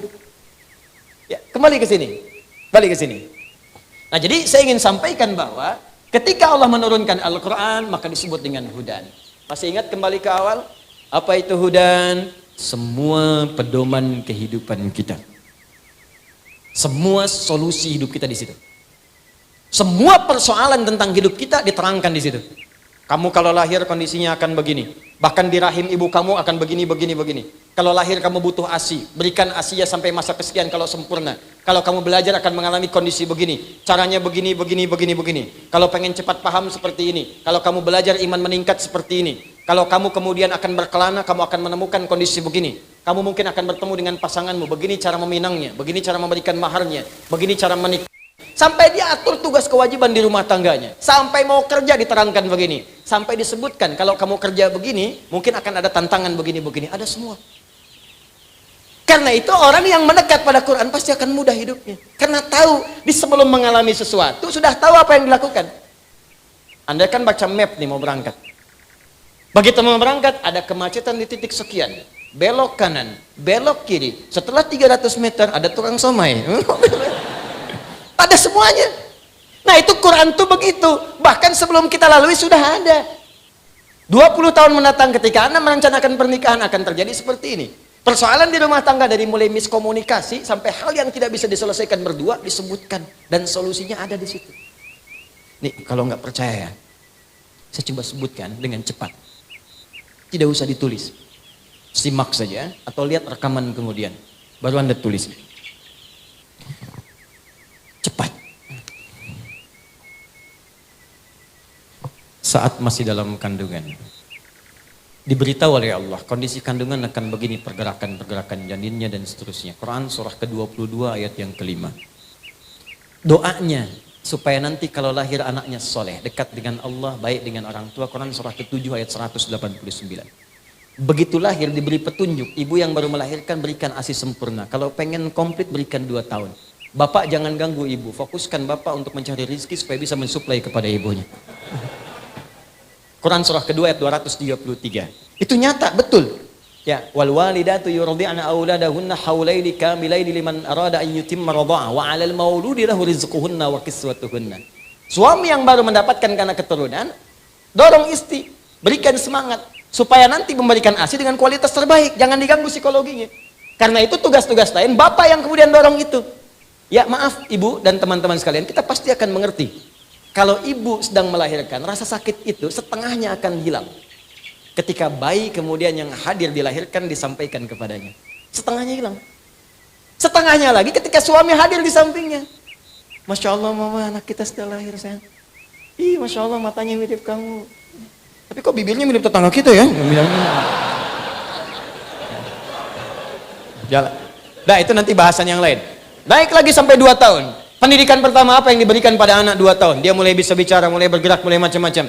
Turun 4 pendidikan dini. Kalau diberikan dengan baik, dia dekat dengan Allah, baik dengan anda, dan bagus bergaul dengan lingkungan sekitaran. Turun Quran surah ke-31 ayat 13 sampai dengan 19. Dia mulai belajar dengan serius bagaimana supaya dibimbing cepat paham. Turun Quran surah 9 ayat 122. Bagaimana kalau dia belajar, pelajarannya itu naik menjadi orang pintar, imannya juga kuat. Turun bimbingan Quran surah ke-58 ayat ke-11. Bagaimana cara memulainya supaya ditanamkan adalah keilmuan yang kuat. Turun Quran surah 96 ayat 1 sampai dengan 5. Bagaimana cara dipercepat? Kalau menghafal, Allah yang tanamkan dalam jiwanya. Walaupun dia mengikuti bacaan, cepat menghafalkannya. Turun Quran surah ke-75 ayat 16 sampai dengan 18. Apa amalan untuk mencapai itu? Turun Quran surah kedua di ujung ayat 282. Kemudian naik lagi sampai dia berkelana, mungkin merantau. Jangan semua orang Jogja dikatakan Jogja semua. Ada yang dari Jawa, Sumatera, Kalimantan, mungkin ke sini. Tapi Allah berikan bimbingan. Engkau akan bertemu mungkin dengan suku yang beda, komunitas yang tidak sama. Tapi dalam keadaan itu pun bergaul dengan cara yang takwa. Ada bimbingan di Quran surah ke-49 ayat ke-13. Mungkin engkau pun menemukan jodohmu di situ. Maka ketika engkau bertemu dengannya, jangan terjebak dalam perbuatan yang dilarang. Ya, hati-hati, jangan dekati zina, jangan dekati yang buruk-buruk. Tapi kalau mau, cepat lamar. Makanya saya sering katakan, para akhwat yang belum menikah, jangan percaya kalau ada laki-laki mengatakan, sayang, antar yuk pakai beca. Aku bonceng yuk pakai motor. Jawab dengan kalimat yang indah, aku tidak perlu motormu. Yang aku perlukan, tuliskan namaku di buku nikah kita. Catat. Bikin status. Aku tak peduli dengan motornya, yang aku impikan BPKB-nya. Oh, bisa aja. Apa itu BPKB? Buku pernikahan kita berdua. Langsung direkam sana. Tuh bu, suaminya ngerekam bu. Masuk. Maka berikan maharnya yang terbaik. Turun Quran surah ke-4 ayat yang ke-4. Langsungkan pernikahan, jangan lama-lama. Quran surah 30 ayat ke-21. Bahkan saat menikah pun ada training khusus. Training Quraninya, ini pendidikannya. Nanti kalau menikah suami kewajibannya begini, istri begini. Quran surah 4 ayat 34. Kalau ada persoalan komunikasi sampai hal yang tak bisa dipecahkan, cari orang bijak untuk berkonsultasi. Quran surah 4 ayat 34 sampai 35. Suami mulai bertugas mencari nafkah, bagaimana caranya? Turun Quran surah kedua ayat 168 yang standar. Kalau pengen cepat naik Quran surah kedua ayat 172. Ingin cepat lagi belum datang, keberkahan sudah dibuka. Turun Quran surah ke-7 ayat 96. Apa Anda kira bekerja tidak ada tantangan? Mungkin banyak tantangan. Kadang-kadang ada yang menyingkirkan, ingin menyungkurkan. Kata Allah itu biasa dalam kehidupan. Maka lakukan amalan ini, maka Anda akan dilindungi. Quran surah 17 ayat 79 sampai 81. Kalau ada yang sampai mengancam, lakukan zikir Nabi Yunus alaihissalam. Quran surah ke-21 ayat 87 sampai dengan 88. Anda bekerja tapi istri merawat anak-anak di rumah juga belum tentu mudah. Ada yang kadang-kadang teriak, ada yang berkata, amalannya lakukan Quran surah ke-17 ayat 23 sampai dengan 27. Setelah itu kadang-kadang Anda capek, lelah. Zikir Nabi Ibrahim Quran surah ke-26 ayat ke-80.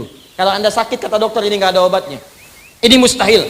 Kata Allah, separah apapun kalau Anda lakukan zikirnya Nabi Ayub, aku akan sembuhkan seperti aku sembuhkan Ayub. Turun Quran surah ke-21 ayat 83 sampai dengan 84. Anda sudah berumah tangga, belum ada tanda-tanda keturunan. Kata Allah, lakukan amalan Nabi Zakaria. Bahkan beliau sudah sepuh, rambut memutih, fisik sudah letih, istri divonis medis, monopus dan mandul. Tapi kalau engkau kerjakan amalannya, aku anugerahkan keturunan untukmu. Amalannya dari Quran surah ketiga ayat 38 sampai doanya di Quran surah 19 ayat 2 sampai dengan ayat ke-15-nya, sampai dijamin keselamatan dunia, alam kubur sampai dengan akhiratnya. Anda bergerak lagi, bisnis makin maju, maka bersyukurlah kepada Allah. Turun Quran surah ke-14 ayat yang ke-7. Cobaan-cobaan tantangan mulai hebat, petakan tantangannya, rumuskan. Mulai Quran surah kedua ayat 214. Rinciannya di Quran surah kedua ayat 155 sampai dengan 157. Penyelesaiannya di Quran surah ketiga ayat 142. Kemudian jalani dengan sabar semua itu sampai Anda mencapai kematangan. Kalau atas usia 40 tahun sudah sukses, orang tua masih ada, maka sertakan kesuksesan Anda dengan membawa orang tua di dalamnya.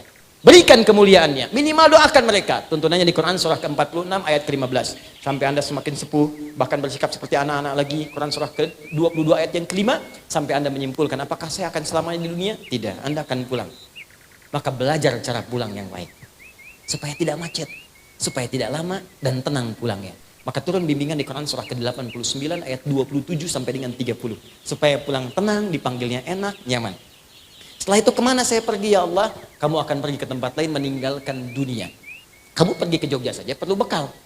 Kamu pergi ke Eropa perlu bekal. Sekarang kamu akan meninggalkan dunia, ya pasti kamu perlu bekal.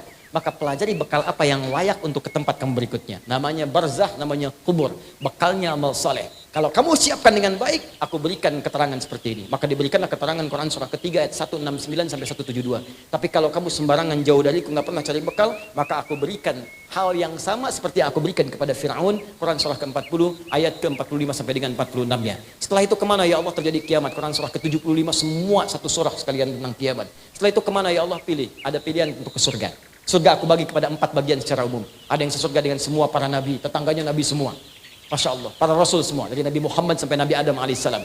Setelah itu ada orang-orang soleh, ada syuhada, ada siddiqin. Amalannya di Quran surah ke-4 ayat 69.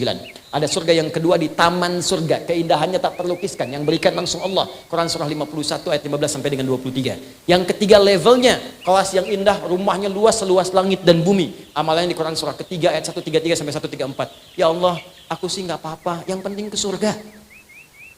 Gak apa-apa ya Allah, yang penting surga. Ya kalau begitu turunkan Quran surah kedua ayat 25. Jamin semuanya. Tapi kalau kamu gak siap-siap seperti itu, ada tempat yang kedua namanya neraka. Neraka aku siapkan yang paling ringannya, ditarik oleh malaikat maut, ubun-ubunnya ditarik. Dia tidak punya rasa humor, gak ada seleranya. Neraka yuk, gak ada. Syidadun, ghilawun syidadun, bengis kejam, tarik ubun-ubun, dicelupkan seperti bikin teh celup. Celup, angkat, celup, angkat, celup, angkat. Bahasa Arabnya nusli, innal ladzina kafaru bi ayatina sawfa nuslihim nara. Kami celupkan, angkat, celupkan, angkat. Sekali dicelupkan perbedaannya 1000 tahun. Satu harinya 1000 tahun, satu detiknya 48 hari. Celup, badalnahum juludan ghairaha liyadzuqul adzab. Angkat, kami ganti kulit yang baru supaya merasakan azab yang tidak sama dengan yang sebelumnya. Naik, angkat, turun, angkat, turun, angkat. Itu yang paling ringan. Yang paling dalamnya neraka jahanam disediakan untuk orang munafik dan orang-orang kafir. Di Quran surah ke-4 ayat 140 paling kiri sebelah bawah. Kalau yang nggak ke surga, belum ke surga, nggak ke neraka, 50-50. Tempatnya di mana ya Allah? Aku turunkan surah yang ke-7 namanya Al-A'raf ayat 45 sampai 47. Dia akan ada di pertengahan antara surga dengan neraka. Dia melihat semua penduduk surga tapi ketakutan mendengar jeritan ahli neraka. Lihat bahasa Qurannya. Melihat orang surga pengen ke surga, ketakutan mendengar. Jadi nggak bisa ngintip ke neraka. Lihat bahasa Qurannya. Anda keluar dari masjid ini jam 2:30 malam. Begitu keluar, di atas pohon ada suara. Ngintip nggak? Apa? Pasti Anda lari. Jadi di dunia aja begitu sudah ketakutan, apalagi jeritan tiap waktu. Nggak berani ngintip. Berharap pengen ke surga. Maka dengan rahmatku, aku ambil dia, aku tempatkan dia di surga. Setelah proses hisab selesai seluruhnya. Satu harinya 1000 tahun. Ada semua. Tunjukkan pada saya mana yang gak ada di Quran. Ada semua. Makanya ketika Nabi diutus untuk menerangkan Quran, Nabi pun disebut hudan. Walladzi arsala rasulahu bil huda. Allah ngutus rasulnya dengan hudan. Makanya ketika Quran diterangkan oleh Nabi jadi hudan. Semuanya indah. Berhasil semua. Tenang, nyaman, bahagia, sukses. Nih pembuktian terakhir. Pembuktian terakhir. Bukan ceramah terakhir, kita masih sampai Isya. Pembuktian terakhir. Lihat sini baik-baik. Fokus.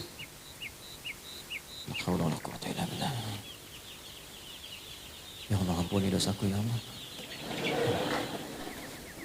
Gak apa-apa Pak. Terima kasih. Alhamdulillah. Akhirnya yang dapat hidayah juga. Biasanya datang sendiri, nerangin sendiri, ngapus sendiri, nulis sendiri, biasa bawa kameramen sendiri.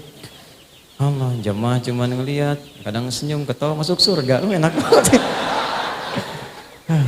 Sempurna hidupnya. Ini lihat sini. Al-Quran diturunkan di mana? Ya kalau tidak tahu cepat katakan wallahu alam gitu aja. Wah, keburu habis waktunya. Ya. Malaikat ditanya, di jawabannya apa? Wallahu a'lam. Qalu subhanaka la ilma lana illa ma 'allamtana. Al-Baqarah 32. Sahabat ditanya, Allah wa Rasuluhu a'lam, selesai. Anda malaikat bukan, sahabat bukan. Di mana Quran diturunkan? Allahu a'lam. Ya, di mana Quran diturunkan? Masa Allahu a'lam di Mekah.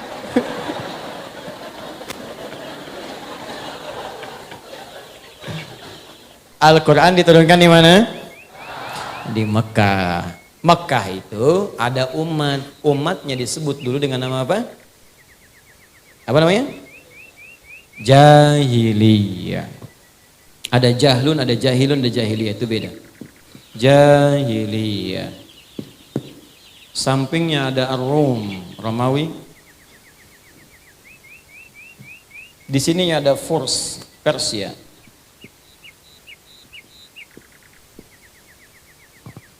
Romawi maju, Bu. Punya imperium. Peninggalannya sebagian ada di sini. Saya sempat diizinkan Allah untuk belajar di Tripoli, Libya.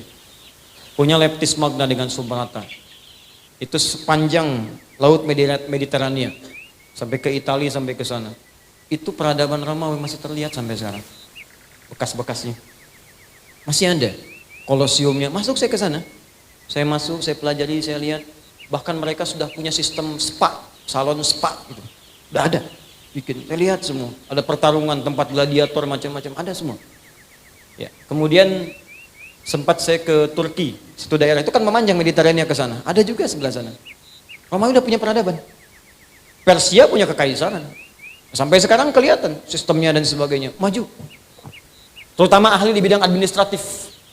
Ahli di bidang administratif. Makanya bahasa Arabnya menteri itu wazir. Wazir itu asalnya bahasa Persia. Dari Persia. Ya karena dulu mereka pakar di bidang administratif. Tapi di Mekah ada apa? Romawi tidak, Persia jauh. Yang ada jahiliyah. Jahlun itu bodoh. Jahilun orang bodoh. Bodoh di sini tidak harus melulu dipahami, nggak punya pengetahuan, belum tentu. Jahlun dalam bahasa Arab bisa juga diartikan tidak kenal pada nilai-nilai kebaikan. Umum, nggak kenal pada yang baik. Karena ilmu itu baik, maka lawan ilmu itu jahlun. Di semua yang tidak kenal pada kebaikan disebut jahlun sifatnya. Orangnya jahil. Jadi kalau tak kenal pada akhlak, jahil juga. Tak kenal pada ilmu, jahil. Tak kenal pada Allah Tuhannya, jahil juga. Jahlun. Kalau digabungkan sifat perbuatan dan pelakunya, maka tambahkan ta di ujungnya, tengahi dengan ya nisbah. Maka berubah jadi jahiliyah. Maksudnya apa? Di tempat ini komplit semua orang bodoh ada di sini. Pencuri di sini semua. Begal, lengkap. Saya cuma ngasih tahu ya, pembegal sekarang mendingan cepet tobat deh. Ya. Nggak ada apa-apanya dengan yang jahiliyah. Jahiliyah itu kalau sudah membegal profesional, sekampung begal semua. Betul, namanya Gifar. Gifar itu kampung begal. Bahkan pimpinannya namanya Jundub bin Junadah. Ketika tahu ada Nabi bawa petunjuk, datang ke Mekah, langsung tobat. Itu baru lihat Nabi, langsung kemudian bersyahadat. Senyumnya, auranya, kebaikannya. Ya Rasulullah, ausini ya Rasulullah, berikan wasiat kepadaku pesan yang tegas. Kata Nabi, pulang dulu kamu ke Gifar, sabar dulu dakwah di sana. Tidak ya Rasulullah, aku nggak akan pulang sebelum aku ikrarkan syahadatku di depan orang-orang Mekah dekat Ka'bah ini. Kata Nabi, jangan dulu, kamu ini masih lemah, nanti kamu malah diintimidasi. Tidak ya Rasulullah, saya ini membegal terang-terangan, masa syahadat sembunyi-sembunyi? Datang dia ke Ka'bah mengatakan, ya masyara Quraisy, asyhadu an la ilaha illallah wa asyhadu anna Muhammad Rasulullah. Hei semua orang Quraisy, saksikan, aku bersaksi tidak ada Tuhan selain Allah dan Muhammad SAW Rasulullah. Apa yang kalian mau lakukan? Dipukulin. Jatuh pingsan. Sebelum dilanjutkan datang Ali bin Abi Thalib. Di riwayat lain mengatakan Hamzah ya bin Abdul Muttalib. Datang, jangan teruskan. Kenapa jangan diteruskan? Ini orang Gifar. Dagangan kita semua lewat situ. Kalau tahu orang Gifar ini mati, semua dagangan kita nggak akan ada yang aman. Kalau gitu jangan teruskan. Ya, teruskan.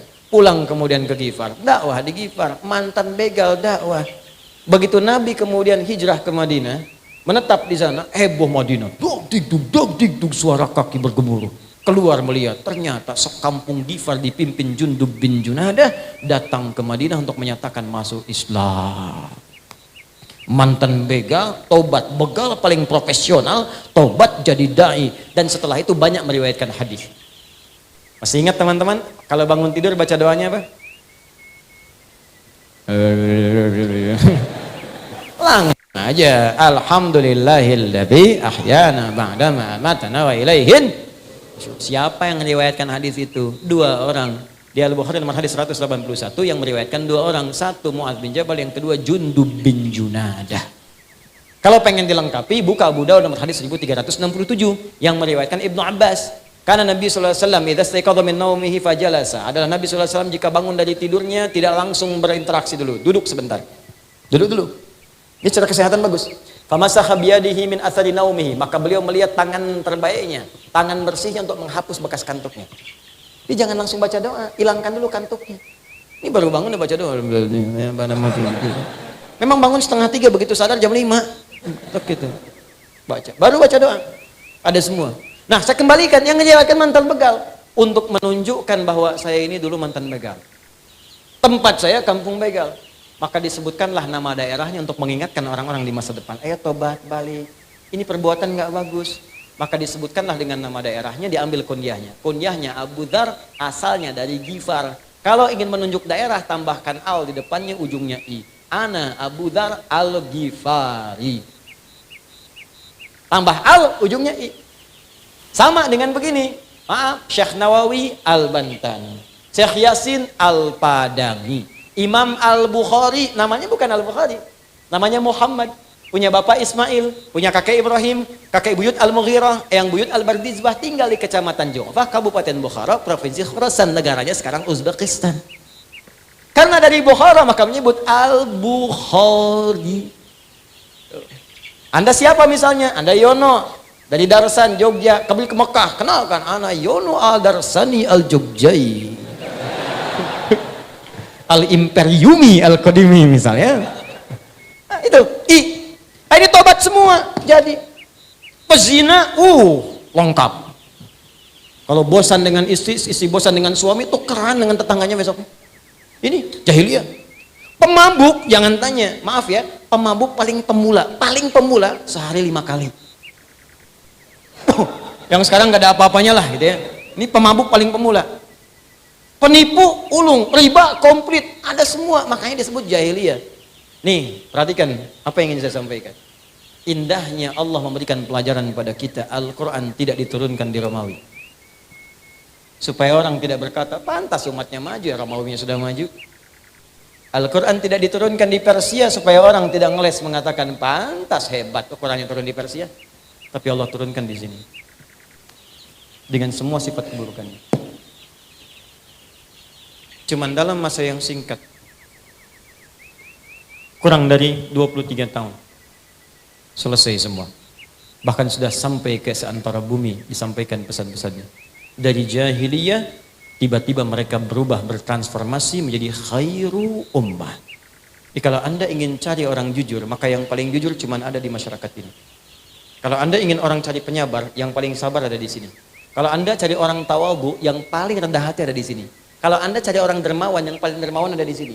Abdurrahman bin Auf, orang paling kaya. Modalnya pakaian. Jadi orang paling kaya, dibimbing oleh Quran. Setelah kaya, kapak terbuat dari emas. Kapaknya aja emas. Bayangkan. Kapaknya emas. Pekerjaannya apa? Sepertiga penduduk Madinah dibebaskan utangnya oleh beliau. Sepertiga lagi diutangi, dimodali. Sepertiga lagi disantuni. Artinya semua orang Madinah dibantu semua. Itu baru satu orang. Muncul 12.000 sahabat Nabi, 38-nya panglima. Satu kekuatan panglimanya bisa menaklukkan Romawi dan Persia. Khalid bin Walid. Khalid datang ke Persia. Udah takluk, atau Persianya pegang botol racun. Kata Khalid, sudah, apa itu? Kata Khalid, ini racun, kata Ratu Persia, ini racun paling dahsyat di sini, yang kalau diminum sedikit saja sudah kehilangan nyawa. Coba lihat, kata Khalid. Diambil. Ketawa Khalidnya. Tabassama dhahika. Bismillahi la yadurru biismi syai'a, dengan nama Allah tidak akan ada yang memberikan madarat kecuali dengan izinnya. Diminum sampai habis. Begitu diminum dibuang botolnya. Nggak ada apa-apanya. Apa komentar Ratu Persia pada saat ini? Riwayat benar, baca sejarah. Kata Ratu Persia, kalau ada jenderal seperti ini sudah nggak akan bisa ditaklukkan dimanapun. Satu kekuatannya. Pelajar, oh udah, jangan dilihat. Anda melihatnya Ali bin Abi Thalib sahabat Nabi, gali lagi, coba telusuri sejarahnya. Bagaimana pengetahuan beliau? Bukan cuma Quran hafal, ahli balaghah, ternyata pakar matematika juga. Buka tafsir Al-Jawahir karena Syekh Tantawi Jawahari. Lihat jilid terakhirnya. Di situ ada matematika Quran. Bagaimana sahabat Ali bin Abi Thalib menyelesaikan persoalan matematika dengan ayat Quran? Ada. Itu diikuti kemudian oleh orang-orang setelahnya. Al-Ghazali, Al-Kindi, Al-Farabi, ya, Al-Khawarizmi, Ibnu Sina dan seterusnya. Itu bikin mereka. Sehingga banyak penemuan itu terinspirasi dari Al-Quran. Contoh, siapa penemu atom? Mana anak UGM? Mana UI? Mana anak kampus? Siapa yang ikut kimia di sini? Saya belajar dulu kimia. Ya, baca, dan saya senang kalau libur saya pergi ke toko buku, saya beli tuh buku-bukunya. Kalau saya ketemu anak kampus, saya tanya, Anda belajar apa? Saya jurusan ini Ustaz, ajarkan saya pelajaran Anda, saya ajarkan Anda apa yang Anda inginkan. Siapa penemu atom? Bukan John Dalton, Anda salah baca. Penemu atom pada mulanya bukan John Dalton, penemu atom Jabir bin Hayyan. Pada mulanya. Jabir bin Hayyan menemukan atom saat meneliti besi. Dari mana meneliti besi? Saat membaca surah 57 Al-Hadid, surah besi. Sampai di ayat 25 wa anzalal hadid sampai ayat 26-nya. Dibaca, dilihat, penasaran. Kami turunkan besi dari langit. Ada besi turun dari langit. Meteor kan? Ada sebagian dari besi turun. Diambil bagian dari besi itu dibawa ke lab kecilnya di rumah, dianalisis sampai ditemukan turunan terkecilnya sampai ke atomnya. Karena itu sampai sekarang atom besi itu kan Fe rumusnya. F besar E kecil, ferum namanya. Ferum. Berapa nomor atomnya? 26. Setiap atom pasti punya isotop untuk menjaga kestabilan atom. Isotopnya itu rata-rata 4. Isotopnya besi itu Fe 55, 56, 57, 58. Yang paling stabil 57. Surah 57 ayat 25 sampai 26. Surah besi Fe Al-Hadid. Asalnya di situ. Sampai yang menemukan rumusan asal pesawat terbang Ibnu Firnas ada semua. Sampai yang mengkonfirmasi dari mulai notasi syair jahiliyah. Itu punya notasi dulunya. Makanya orang belajar adab itu menemukan arud, di arud ada notasi. Apa notasinya? Bentuknya bahar namanya, ada 16. Ada tawil, tawilun lahudun al-bukhuri fadailu, fa'ulun mafa'ilun, fa'ulun mafa'ilu, kifanab kimin dzikru habibin wa manzili bisaqtili wa baida dakhuli fahawmali.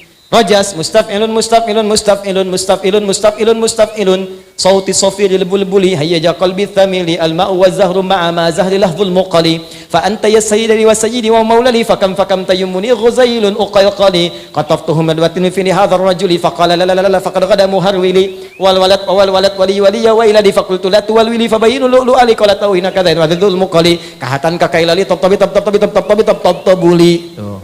Ayo ulangi. Rajas ditemukan orang Islam setelahnya jadi ilmu Pak. Rumusan tadi tarik jadi alfiyah, jadi nazam. Rumus yang sama Rajas Muzdawaj. Yang tadi jadi alfiyah.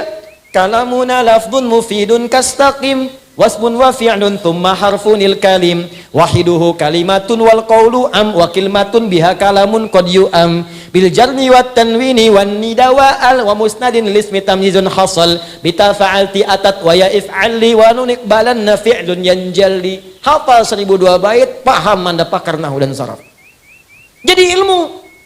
Cuman saat Quran ditinggalkan, ini ditinggalkan, balik lagi ke notasi musik. C D F G A B C G A B C D F is G D F is G A B cis D A B cis D F is gis A F is gis A B cis dis E B cis dis E fis gis ais B fis gis ais B cis dis ais bis dis ais bis gis ais bis cis judi itu situ. Nah itu. Ini cuma jadi ilmu tuh. Naik mereka, makanya syahidnya di Quran surah 3 ayat 110. Kuntum khaira ummatin ukhrijat linnas. Karena itu, kenapa kita mesti kembali ke Quran? Karena ini hidup kita ada di sini. Ada semuanya. Tiap hari kita cuma itu yang dibaca itu aja, Anas lagi. Subuh sampai dengan Isya. Qul a'udzu birabbin nas. Salah sih enggak, cuma kajiannya mana? Makanya dikabulkan oleh Allah, mimpi ketemu jin terus gitu. Nah, jadi ini bagian yang pertama untuk menunjukkan bagaimana kita mesti hidup bersama Al-Quran. Apa pentingnya Al-Quran? Sekarang dari sisa waktu kita ada sekitar 15-20 menit lagi. Bagian terakhir yang kita bahas. Yang mau sampai Isya silahkan saja, saya tidak paksakan ya. Cuma saya jam 11 mesti selesai. Sekarang pertanyaan besarnya, Ustadz kami sudah paham, Quran itu pedoman. Kami yakin Quran bimbingan. Kami yakin Quran bisa membawa pada kemakmuran. Pertanyaannya bagaimana kami mengambil isi Quran itu untuk diterapkan dalam kehidupan demi mendapatkan tadi yang telah dijanjikan. Baik. Sekarang kita masuk pada puncak bahasanya. Ada 3 jenis cara berinteraksi dengan Al-Quran. 3 cara. 1 disebut dengan qiraah. Qiraah. Terambil dari kalimat Al-Quran, kata perintah di surah 96 ayat 1. Iqra. Qiraah. Yang kedua tilawah.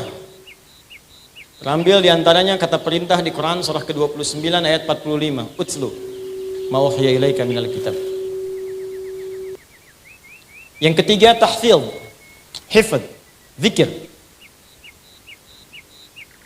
Quran ke 54 ayat 17, ayat 22, ayat 32, ayat ke-40. Tahfidz. Untuk hafalan. Bahasanya zikir di situ. Zikir. Kalimat zikir dan hafidz digabungkan di Quran surah ke-15 ayat 9. Inna nahnu nazzalna dzikra wa inna lahu lahafizun. Apa itu qiraah? Ini pembuka pertama, Bu, Pak. Nggak mungkin tilawah kecuali lewat qiraah. Tidak mungkin tahfidz kecuali lewat qiraah. Qiraah itu secara singkat artinya membaca yang tertulis atau menghadirkan yang diingat tanpa menuntut pemahaman apa yang dibacakan itu. Kalau ingin lebih cepat lagi artinya kemampuan untuk membaca sesuatu tanpa adanya tuntutan untuk memahaminya. Yang penting baca, baca dulu, bisa baca. Itu qiraah namanya. Karena itu ketika awal-awal Nabi turun, kalimatnya menggunakan iqra. Bukan menggunakan utslu, tilawah. Kalau tilawah, dia punya 3 arti. Tilawah itu 1 baca, 2 pahami yang dibaca, 3 amalkan yang dipahami itu. Itu tilawah. Kenapa wahyu pertama tidak turun dengan kalimat utslu tapi iqra? Untuk menunjukkan dan menguatkan sifat ummi Nabi Muhammad SAW. Yang jangankan paham, baca aja nggak bisa. Makanya kalimatnya berkata iqra. Kata Nabi, ma'ana biqari, saya baca aja nggak bisa.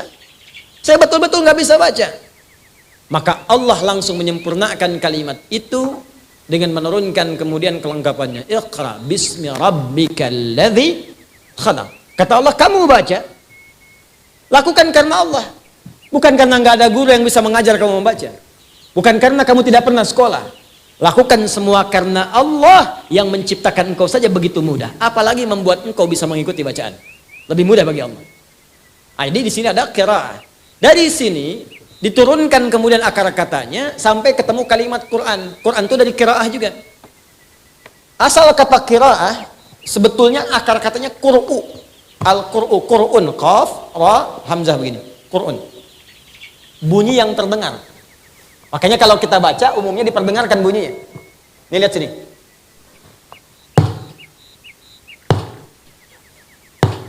Kedengaran?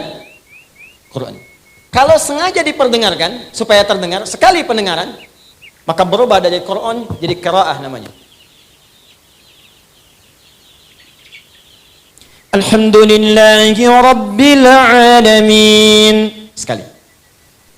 Tapi kalau terus dibacakan, terus diulang-ulang tanpa bosan, terus begitu, maka dirubah jadi sighah mubalaghah, Qur'anun. Quran. Kalau ingin diberikan kekhususan, yang ini bukan yang lain. Spesifik yang ini, hukumnya punya hukum sendiri, cara bacanya punya cara sendiri, kenikmatannya beda dengan yang lain. Tambahkan alif lam ta'rif di depannya sehingga menjadi ma'rifah. Al-Qur'an. Kenapa disebut dengan Al-Quran? Karena kitab ini, kitab yang dijamin oleh Allah akan terus dibacakan oleh siapapun yang beriman kepada Allah tanpa pernah bosan. Dan dia punya hukum sendiri, punya cara sendiri, dan punya iramanya tersendiri. Makanya orang jahiliyah pun, walaupun mereka paham irama sampai 16 rumus, tidak pernah menggunakan irama mereka untuk dibacakan Al-Quran. Contoh, madid, mufa'alatun, fa'ilatun, jadi syair. Tala'al badru alaina min thaniyatil wada'. Tapi mereka nggak pernah gunakan itu untuk baca Al-Quran. Anda pernah dengar nggak orang Arab baca Quran begini? Wadduha wal laili idza saja. Nggak ada. Padahal mereka yang punya iramanya. Makanya nggak bisa irama tertentu dipakai baca Quran, itu mustahil. Nggak mungkin dan rasanya akan nggak enak. Kalau mau coba-coba ya silakan saja, cuman sholatnya bubar. Imam di Jogja Nurul Asri membaca Al-Fatihah menggunakan versi Manuk Dadali. Iyyaka na'budu wa iyyaka nasta'in. Bubar sholat.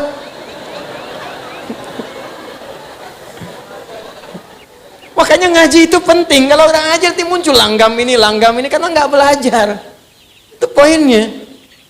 Qiraat penting belajar, tapi juga ilmu penting masuk. Kalau tahu ilmu, ngerti cara bacanya. Balik ke sini. Ini bukan bicara boleh nggak boleh juga, ada kepantasan di dalamnya. Jahiliyah, sejahiliyah-jahilahnya Abu Jahal nggak baca itu dengan kalimat yang beda. Jadi kalau yang sekarang baca agak aneh. Mungkin kalau dia bangun lagi kaget juga itu. Ya. Ini qiraat satu. Karena itu kita diminta baca. Ayo baca Quran baca. Ilmu untuk mempelajari qiraat disebut dengan tajwid namanya.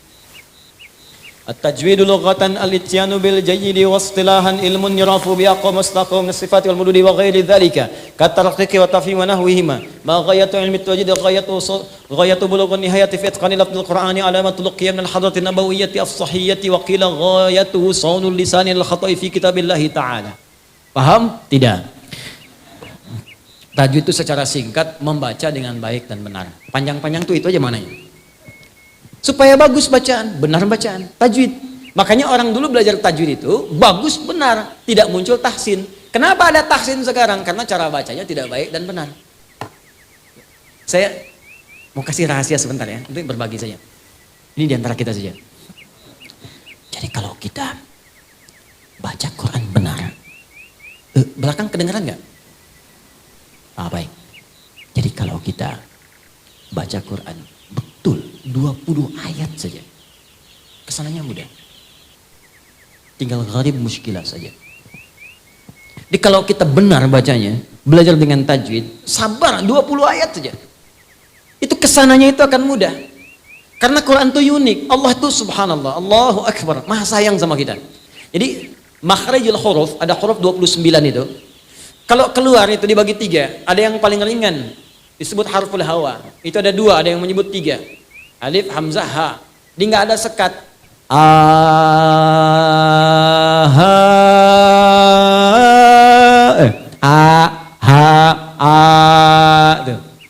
Nggak ada sekat. Disekat di sini.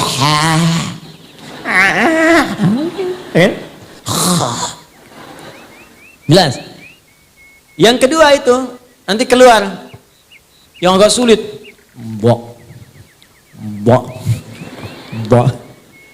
Wala bo. Tengah-tengah.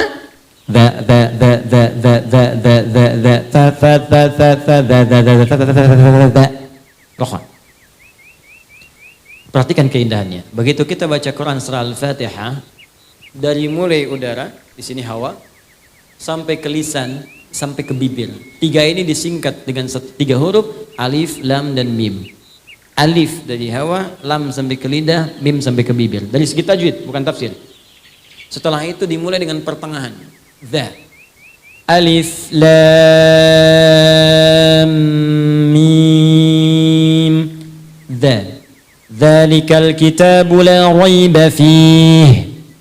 Dha. Dibiasakan lisan. Asalnya gini, dha, lidahnya nggak keluar. Tapi kalau mau mulai gampang, keluarin dulu dikit. Tutup. Nah, dha dengan dha, kalau sudah lancar, nanti dha, Allah pertemukan dengan za, karena sering tertukar. Ya, dha, za,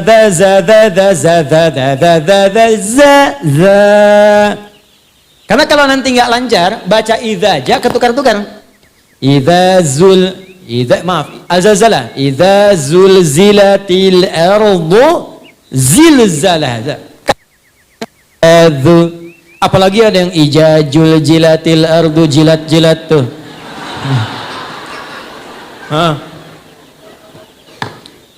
Lihat sini, setelah dha-nya lancar, dipindahkan dhi. Ayat 3-nya.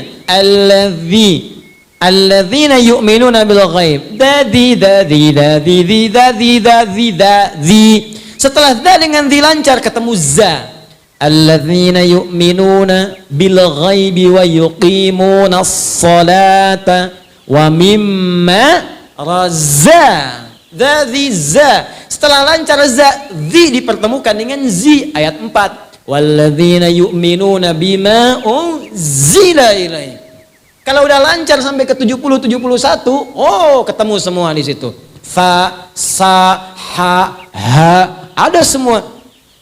Qala innahu yaqulu innaha baqaratun la dhanunu tuthirul arda wa la tasqil hartha musallamatun la syiyata fiha. Qalu al-ana ji'ta bil haqq fadhabahuha wa ma kadu yaf'alun. Kalau udah itu lancar tinggal gharib muskilah. Makanya kalau Anda ngaji ketemu guru yang ketat, berbahagia, itu tandanya Allah menginginkan Anda mengaji dengan benar. Baca ta'awudz Bu, a'udzu a'udzu billah, la bukan la. Masya Allah, 1 jam a'udzu aja tuh. Kalau sudah seperti itu jangan ngadu ke suami Bu, papa ketat gurunya, yang lain aja. Tidak, Anda masih mending. Dulu saya ngaji pertama kali talaqi, mau ngambil qiraat, datang ke salah satu syekh, masih untung saya sampai ke Al-Baqarah. Ada teman baru Al-Fatihah. Bismillahirrahmanirrahim. Hasbuk ya bunai, cukup, pulang dulu ya, nanti kesini lagi. Anda jauh-jauh dari Bekasi ke Jogja baca bismillah, suruh balik besok kesini lagi, datang lagi nggak? Ternyata guru itu hanya melihat di mana kekurangan lisannya. Seperti Anda belajar TOEFL, dilihat di mana kekurangannya, besok sudah diperbaiki. Itulah qiraat supaya benar, dan saat Anda baca pun berpahala. 1 hurufnya berapa? 10. At-Tirmidzi nomor hadis 2010. Man qara'a harfan min kitabillahi falahu asyru hasanat. Siapa yang baca 1 huruf dari kitab Allah dapat 10 kebaikan. Walam aqul alif lam mim harfun. Saya tidak katakan alif lam mim 1 huruf, tapi alif sehuruf, 2 lam sehuruf, mim sehuruf. Wa likulli harfin asyru hasanat. Setiap hurufnya 10 kebaikan. Jadi kalau Anda baca alif lam mim berapa huruf? Dapat berapa tuh? Anda hitung biasa 30, ngitungnya jangan begini ya, jangan begini ngitungnya. 1, 2, 3, itu hitungan manusia biasa. Menghitung pahala kebaikan, lihat di hadis Muslim, Anda ke masjid saja, baru nyampe belum ngapa-ngapain, itu sudah dapat 25. Jarak 1 ke 2, 500 tahun. 2 ke 3, 500 tahun. Makanya kalau sehari Anda ngaji, rugi Anda kehilangan berapa lama pahala. Saya cuma ingin katakan begini, coba ingat dosanya berapa banyak. Ingat dosanya berapa. Maka cari amalan cerdas. Yang paling gampang nutup dosa yang ringan-ringan itu ya baca Quran. Dosa hari ini berapa ya Allah? 9 kali saya salah, kan dihitung 9. 1 huruf nun. Masih untung 1. Itu tukang hitung. Kalau belum lancar bahagia, 2 kali pahala lancar. Walladzi yatata'ata wa huwa syaqqun 'alaihi falahu ajran. Kalau ada orang terbata-bata berat mengucapkan hurufnya, 2 kali pahala orang lancar. Bismillahirrahmanirrahim. 2 kali. Orang dapat 19, 90 dia kali 2. 380. Insyaallah. Kalau gitu saya nggak lancar aja Ustaz ya Om. Cara berpikir yang salah, itu pahala diapresiasi karena kesungguhannya. Yang lancar merubah dirinya ditemani malaikat. Makanya kalau orang rajin baca Quran itu di samping ada malaikat. Bahasa hadisnya ma'asyafaratil kiramil bararah. Maksud kiramil bararah itu kalau Anda benar baca Qurannya, dijaga oleh malaikat kemuliaan menjaga Anda berbuat baik. Jadi kalau ahli Quran itu benar, walaupun dia baru baca, itu akan berubah hidupnya, pasti baik. Jadi diarahkan oleh malaikat, didampingi kemanapun dia pergi, didampingi. Makanya rajin baca Quran, qiraah. Ya, dulu ada gerakan 1 hari 1 juz, bagus. Baca itu. One day 1 juz, one day 2 juz, baca. Nanti kalau Anda nggak percaya silakan baca dulu aja. Nih saya ajarkan gini ya, kalau mau ringan, supaya nggak berat bacanya. Kita ambil Al-Baqarah 1 sampai 141. Al-Fatihah kita simpan karena sudah hafal insya Allah semua. Kalau mau gampang, susah melihat 141 ayat, bagi 5 waktu sholat. 141 bagi 5 berapa? 28. 28. Jadi setiap subuh 28, zuhur 28, asar 28, maghrib 28, isya 28. Bagi 2. 14. Sebelum subuh 14 ayat, setelah subuh 14 ayat. Sebelum zuhur 14, setelah zuhur 14.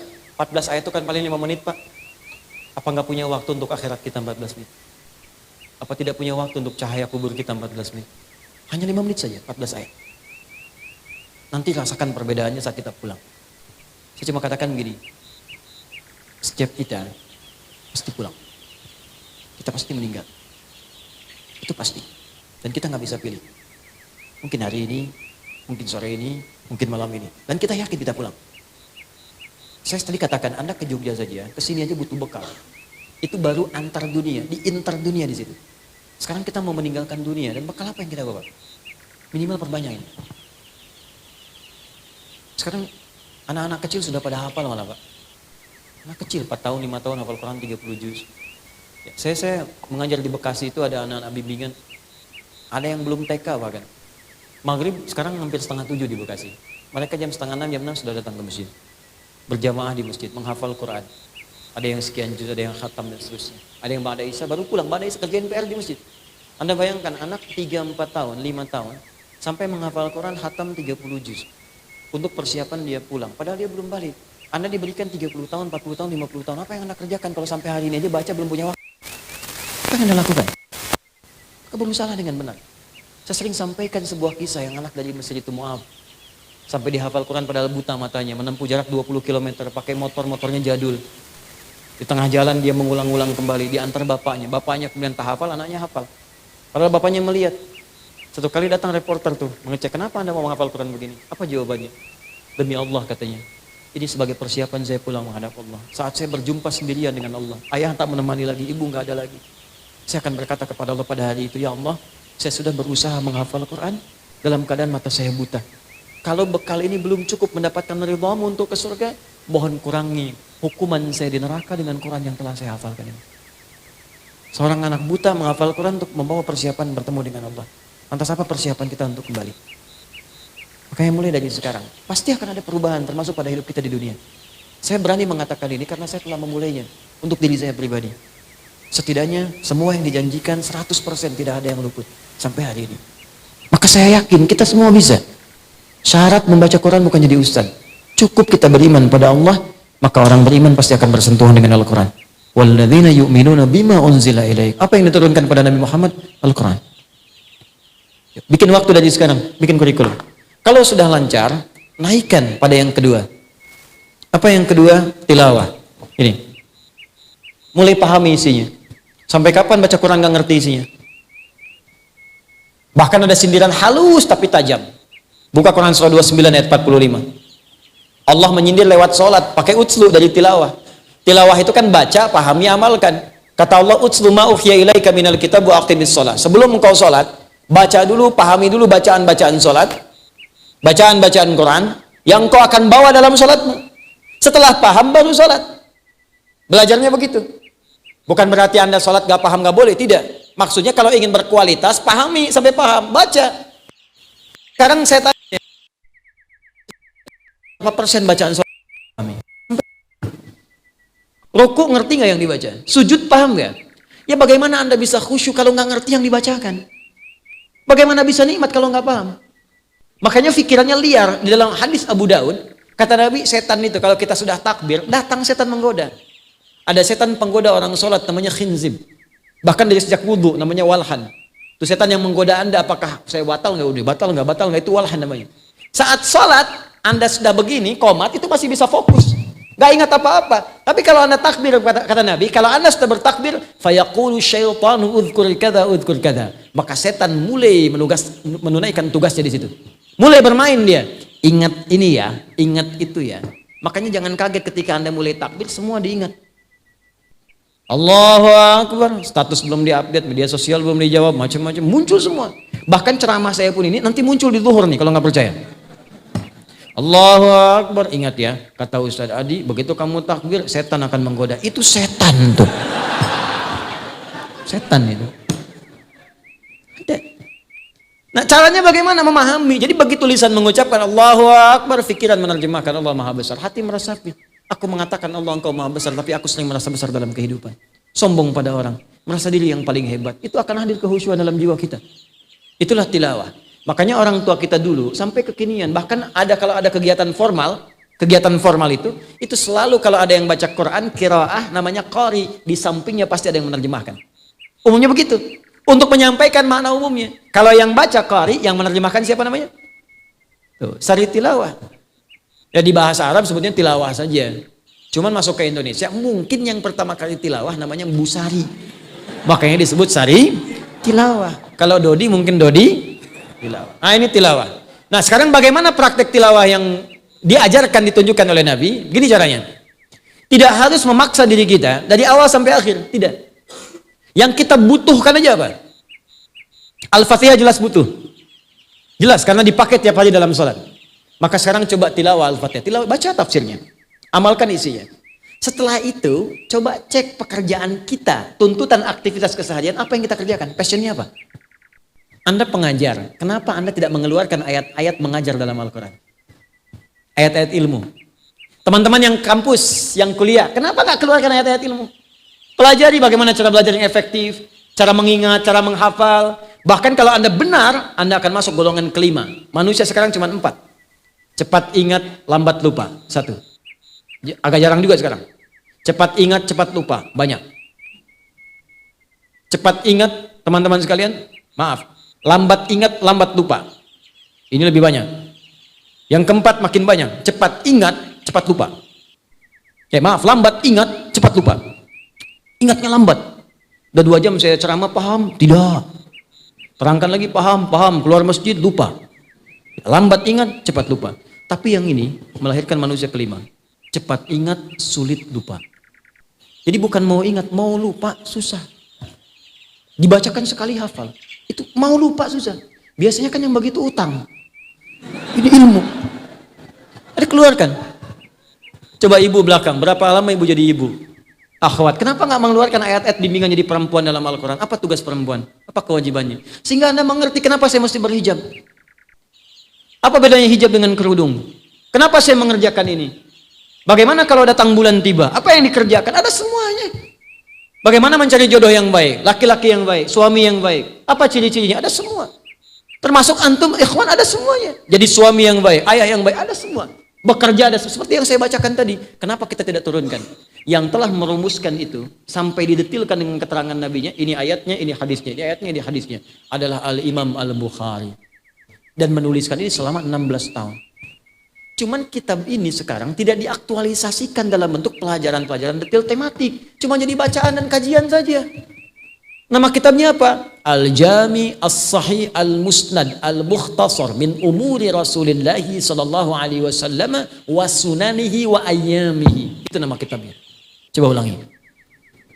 Kepanjangan singkat Sahih Al-Bukhari. Itu kitab hadis Sahih Al-Bukhari. Itu nama lengkapnya tadi Al-Jami. Kitab ini komprehensif. Komprehensivitas. As-Sahih semua isinya benar. Al-Musnad saya teliti tersambung ke Nabi. Di semua yang disampaikan Al-Bukhari bukan pendapat sendiri. Ini keterangan tentang Quran, ini hadisnya. Misal, nomor hadis 4017 misalnya. Ya. Maaf, 4179. Apa hadisnya? Khairukum man ta'allama al-Qur'ana wa 'allama. Khairukum man ta'allama al-Qur'ana wa 'allama. Saya teliti kata Al-Bukhari. Ini dari mana ketemu dari Nabi? Ditemukan jalurnya. Saya menerima dari Hajjaj bin Minhal. Hajjaj bin Minhal menerima dari Syu'bah. Syu'bah menerima dari Alqamah bin Marthad. Alqamah bin Marthad menerima dari Sa'ad bin Ubaidah. Sa'ad bin Ubaidah menerima dari Uthman bin Affan. Dan Ali bin Abi Thalib dari Nabi SAW. Sampai diteliti ke situ. Saya pastikan semua dari Nabi. Min umuri Rasulullah SAW. Semua isi kitab saya ini, semua kegiatan Nabi SAW yang saya bisa rangkumkan. Wa sunanihi, dan sunnah-sunnah yang bisa kita ikuti. Wa ayyami, dan keseharian selama 24 jam. Disusun menjadi 97 pembahasan. 97 kitab. Setiap pembahasan ada ayat, ada hadis. Anda pelajar, buka kitab yang ketiga, Kitabul Ilmi. Di situ ada tuntunan cara belajar efektif seperti Nabi menunjukkan. Hasilnya Ali bin Abi Thalib, Abu Hurairah, dan ulama-ulama besar. Anda imannya turun naik, Ustaz. Kalau naik semangat ibadah, kalau turun. Buka kitab kedua, Kitabul Iman. Anda siapa? Diplomat, birokrat, buka Kitabul Imarah. Anda perawat, dokter, Kitabul Marid. Ada semua, 97 kitab. Keluarkan, bikin kurikulum, Anda passionnya apa, keluarkan bimbingannya, terapkan. Demi Allah kalau Anda kerjakan seperti ini, Anda rasakan sesuatu yang berbeda. Rasakan bedanya, bedakan rasanya, dan pasti akan terasa bedanya. Kerjakan. Terakhir, tutup. Saya tutup, tahfidz.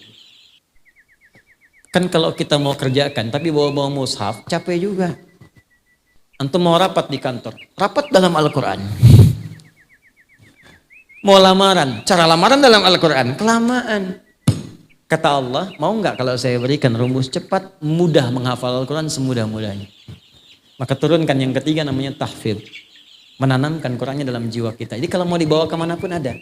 Ada ayat mata, langsung di matanya. Jadi begitu menatap, mata kita dibimbing. Ini yang harus ditatap. Yang dipalingkan. Mendengar ada ayat telinga. Telinga kita langsung dibimbing, ayatnya muncul. Bahkan kalau salah lihat, ayatnya langsung muncul. Qul lil mu'minina yaghuddu min absarihim.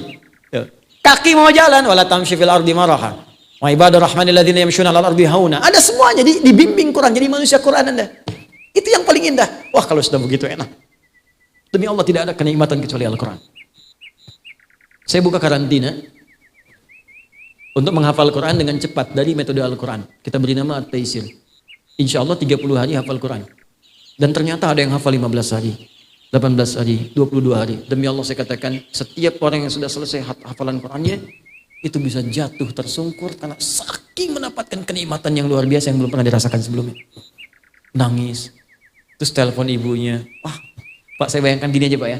Anda punya anak 4 tahun. Ajarkan surat Al-Duha. Baca dia. Anda pulang dari kantor, anak itu sedang membaca Wal-Duha wal-laili idza saja. Anda pulang seberat apapun masalah bisa hilang persoalan ketika melihat anak kecil Anda sudah mulai menghafal Quran. Sekarang anak Anda telepon begini. Pak, Ma, alhamdulillah aku sudah selesai hafalan Qurannya. Demi Allah saya katakan, Anda seakan-akan mendapatkan sesuatu yang tidak bisa Anda dapatkan sebelumnya. Dengan cara apapun. Tidak bisa pakai uang. Nggak bisa pakai kedudukan. Nggak bisa. Ini anugerah. Dan ada keindahan. Bukan cuma dunia, akhirat pun dimuliakan. Jadi penghafal Quran yang benar itu di akhirat nanti akan diberikan oleh Allah jubah kehormatan, mahkota kehormatan, dan akan menggandeng tangan bapak ibunya, keluarga besarnya jadi pemimpin keluarganya ke surga. Itu ada di Quran surah ke-13 ayat 23 sampai 24. Sekarang saya tanya, Anda yang sudah punya keluarga besar, anak berapa, cucu berapa, siapa yang akan dibanggakan di hari akhirat ketika pulang kepada Allah? Kalau di sini jangan bangga dulu. Anda juara apa? Olimpiade. Dapat Nobel. Jangankan yang beriman, yang belum beriman pun bisa mendapatkan itu. Apa kebanggaan kita di hadapan Allah Subhanahu wa taala? Nanti suatu kali kalau saya kesini lagi, mungkin kita bisa berbagi tentang cara menghafal Quran insyaallah. Ya, nanti saya contohkan nanti ada anak-anak. Ada anak 7 tahun hafal Quran dengan posisinya, dengan nomornya, dengan tematiknya, macam-macamnya. Nanti kalau kami sudah menghafal Quran, itu Masya Allah, itu biasanya murojaahnya cuma pakai nomor aja. Dan sekarang anak-anak sudah semua nomor tuh Quran. Kamu dari mana tadi? Oh, dari pasar Ustaz. Cari apa? Cari ikan. Berapa beli ikannya? Ulaika ala hudan min rabbihim wa ulaika humul muflihun. PC kamu ukuran berapa? Khatamallahu ala qulubihim wa ala sam'ihim wa ala absarihim ghishawah wa lahum adzabun adzim. Oh, Masya Allah. Kamu anak kerabat berapa? Dzalikal kitabul la raiba fihi hudal lil muttaqin. Rencana menikah punya berapa istri? Alif lam mim. Mau poligami enggak? Sadaqallahul azim. Wah, pokoknya seru lah kalau ketemu anak-anak itu. Nanti kalau dia ketemu saya tanya jawabannya Quran semua tuh. Nanti gampang kok Pak. Kalau Anda nggak percaya ada simulasi. Cuman 5 menit hafal 5 ayat dengan posisi, dengan letak, dengan macam-macam. Gampang. Nanti saja kalau kesini lagi kita insya Allah lain waktu ya kita teruskan. Saya kira itu yang saya sampaikan hari ini. Tentunya apa yang saya sampaikan bisa jadi ada benar, tapi mungkin banyak salah. Kalau benar itu langsung dari Allah dan Rasulnya amalkan. Kalau salah itu mutlak dari saya. Maka tinggalkan pendapat saya. Cari guru lain. Dan belajar. Setiap yang baik-baik ambil itu semua. Jika ukurannya sesuai dengan ukuran Al-Quran dan sunnah Nabi SAW sesuai petunjuk para ulama-ulama kita. Yang kedua, tinggalkan perdebatan-perdebatan yang tidak penting. Pekerjaan-pekerjaan yang tidak bermanfaat. Kita butuh sekarang kekompakan kita semua untuk bisa menuju ridha Allah Subhanahu wa taala. Saya kira itu yang saya sampaikan. Semoga Allah muliakan. Mudah-mudahan kita bertemu di lain kesempatan. Kita akhiri dengan doa kifaratul majlis. Subhanakallahumma wa bihamdika asyhadu an la ilaha illa anta astaghfiruka wa atubu ilaik. Wa akhiru da'wana alhamdulillahi rabbil alamin. Assalamualaikum warahmatullahi wabarakatuh.